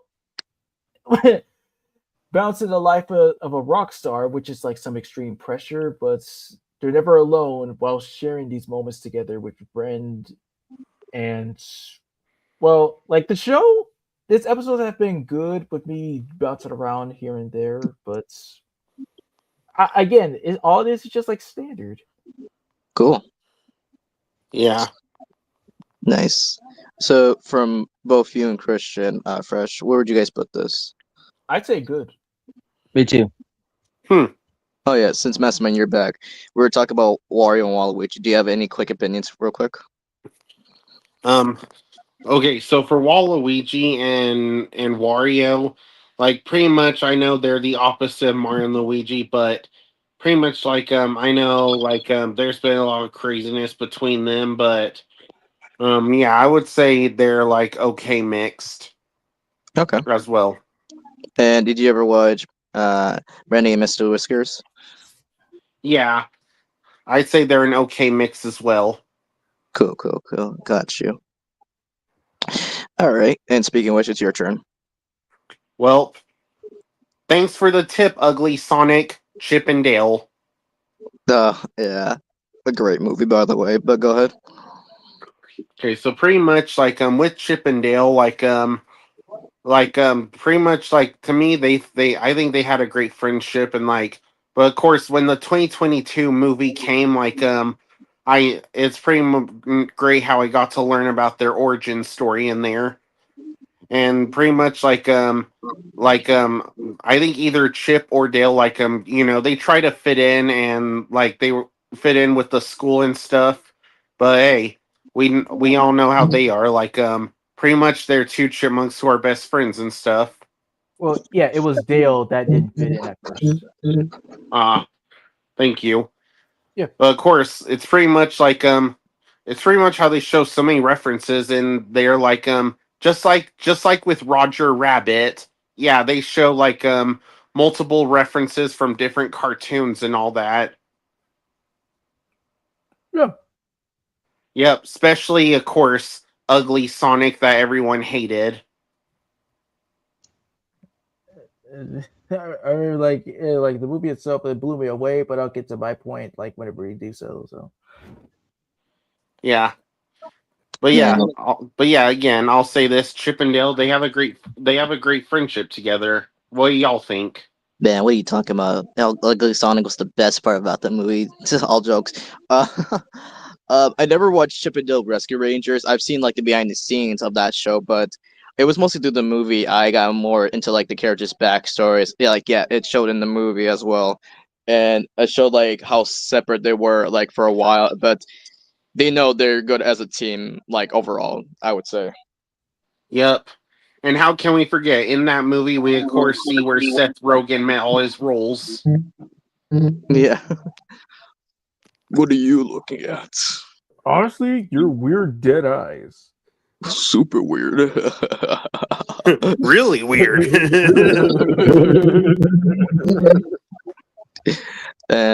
What about you, Fresh? Okay, well, for starters, they're the OG example of the only of the one sane guy and the goof off because well that's a good dynamic.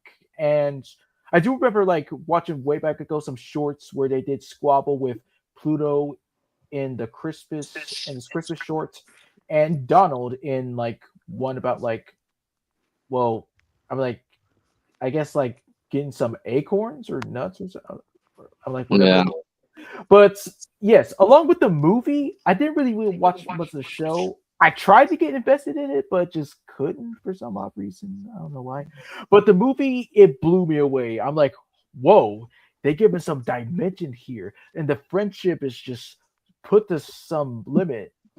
Yeah. Especially, I'm sorry, I just had to pause. Like, especially like the part where like Dale really wanted to like go solo because like he felt like he was just too much of being used like a second banana, as a joke, as a punching bag. He just wanted to like prove himself, but that was just at the end. Like after all I've done for you, it's just sad when you think about it. But again, you just feel both of their sides, you know. But in the end, they did like manage to just make up and do care about each other deep down. Exactly. Yeah, a time where Spider Ham and Ben Riley just truly became best friends. Yeah, had to make that reference. But yeah, no, really, Andy Samberg and John Mulaney, they really did well for both Chip and Dale. I did like the performances. I did too. Yeah. And what about you, Christian? Like, have you ever seen them in any shows? Not really, but I do. I have seen the short that Master was talking about with Pluto, and yeah, I like how iconic they are, especially with Disney. And I like to think of them as the Disney versions of Macintosh from Looney Tunes. By the way, Fresh meant to mention Pluto, not to find out. I said Pluto, not Fido. You're mishearing. Like, But- what I mentioned was Seth Rogen and Ugly Sonic. Yeah, but Fresh mentioned that clip. Yeah, it was Christian. me. It was Yeah. me, you ding dong. It's stupid. Sorry. Anyways, Master, Aaron, what'd you put Chip and Dale? I think they're special. Yeah. Special for these nuts. Yep. Ah. Oh, and also, I was talking to Brian, and I know Brian mentioned that they made Ugly Sonic uglier, and I could tell, like, they made Ugly Sonic a little chubby, and he also has bags under his eyes. Oh yeah, you could tell. Mm-hmm. All right, for me, well, I'm gonna go with Rick and Morty. Now with Rick and Morty from Adult Swim, like yeah, because grandson and grandfather, they're just they're just hilarious and stuff. There's times where Rick just puts Morty down to his self confidence. It's like, oh geez, Rick, can we just not do this today? Oh Jesus Christ, Morty, you just make a big pussy and all that. I was like, yeah, you do need your self confidence once in a while, Morty, but Jesus, Rick, that's your own grandson. But then again, he doesn't give two fucks at that point. Sad. It is sad, yeah. And what about you, Mastermind? I know the feeling, like, of course, I mean, even though, like, I know Morty is supposed to be the host, and Rick is supposed to be the scientist, and, like, even though, like, I do know, like, Rick does his best to, like, keep things exciting for Morty, but hey, like, he does a lot of crazy stuff and all that. Yeah. Yep. Oh, and also, of course, how can we forget the most famous part about Rick, Pickle Rick? Well, we're mostly going to their relationship, I'm saying, not the memes. Yeah. But like, hey, I will say, like, it's great that I think Rick is pretty much a good grandpa, because I mean, even though there's been some crazy times of what he does and stuff, but at least he does his best to be a good grandpa to Morty, because I mean, he takes him on adventures and stuff. Oh, jeez, not again. Not again. Oh, come on. We just gotta go to a great adventure. You know, Morty to, like, Rick, it's like how Miss Frizzle is to Arnold. Yeah. Hey, Morty, hope you're ready. We're going on a high on life adventure. Oh, come on, Rick, you're already high to begin with. What's the point? It's called being drunk. There's a difference, dumbass. But, you know. Well, Morty, what's great about the high on life adventure is you'll get to become a talking gun. Oh, yeah. Funny. That's a good one. Yeah. What about you, Fresh? Any opinion with these two? Okay, while I have seen clips here and there, and I tried to get invested in the show, who knows? I might be like give it a second try on the line. I will say, like again, my best moment for me would have to be Rick killing King Jellybean after he tried to do his way with. Hi there, I'm Mr. Jellybean. Hi, Mr. Jellybean. Please don't do your way with me. I'm not like that. It's okay, you may know me. I'm voiced by Tom Kenny, whose birthday is in 2 days. Now let me just be your friend and open your pants up. No, get away! And that day forward, Morty was never found ever again. What about you, Christian? Yeah, even though I never really watched the show, their relationship is enough to know that it's very mixed, especially with Rick being the douchebag. I'm not a douchebag. I'm a motherfucking legend, bitch. I'm stupid now, bitch. No, in all seriousness, no, I do get your points. But overall, with both Rick and Morty, it could be mixed, so I would just put them in mix. Yeah. All right, last two we have. Go ahead, Fresh. I mean, of course, the easy end up second to last with an easy one. Batman and Robin, Dick Grayson. So Yep. what makes this special is yes, of course, we all know that Robin. Yeah, Dick. Well, Dick, you like start off as the son of acrobats, but after just the accidents with his family, like Bruce took into care for him, but he managed to he had no intention. He just wanted to go out, but that's when he saw potential in Dick and trained them in order to be Robin. And they've always been inseparable together, except for that one time where they kind of shared a bed together in the comics and stuff. But we won't talk about that. And yes, things were going good around, here and there, whatever you want to talk about. But it was up until he had enough and tried to go off to be his own persona of Nightwing. But nevertheless, they still remain as the important duos of all time. They're called the dynamic duo for a reason. So there's that. Well, gee willikers, I do have to agree with that, Batman. Yeah, with both Dick Grayson and Batman, yeah, they're just the perfect superhero and sidekick. This is how it started all, from the comics and from the shows. They're just the perfect dynamic from there, and I have to agree with Fresh's point of view as well. Yep.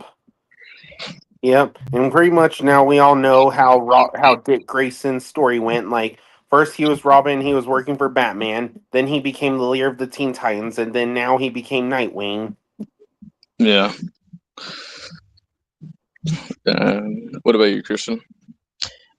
I couldn't ask for a better duo than them. They're just that great. That's why they're called a dynamic duo. Yep. And overall, Fresh? Oh, yeah, special. Hell yeah. Yeah. And lastly, I'm not even shocked that these two are last. Ratchet and Clank from their own game series, Ratchet and Clank.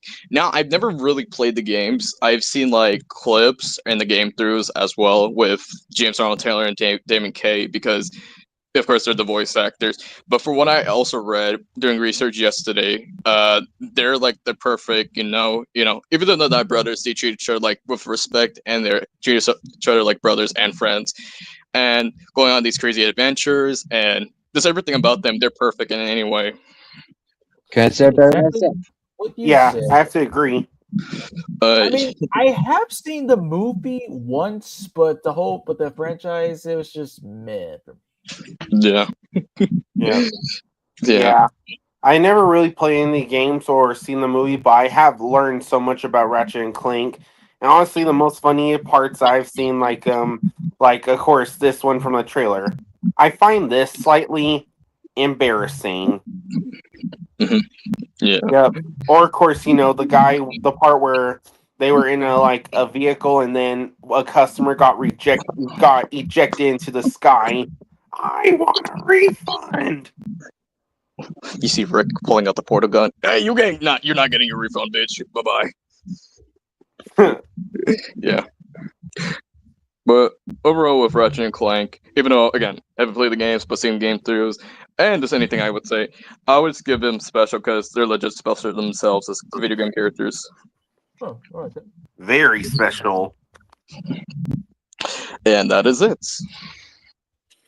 That's all, folks. Yeah, I agree. This was a great ranking, and yeah, I can't wait to do more rankings in the future. I hope everyone enjoys the stream and everyone has a great weekend. And yeah, see y'all next time. Bye. Bye bye.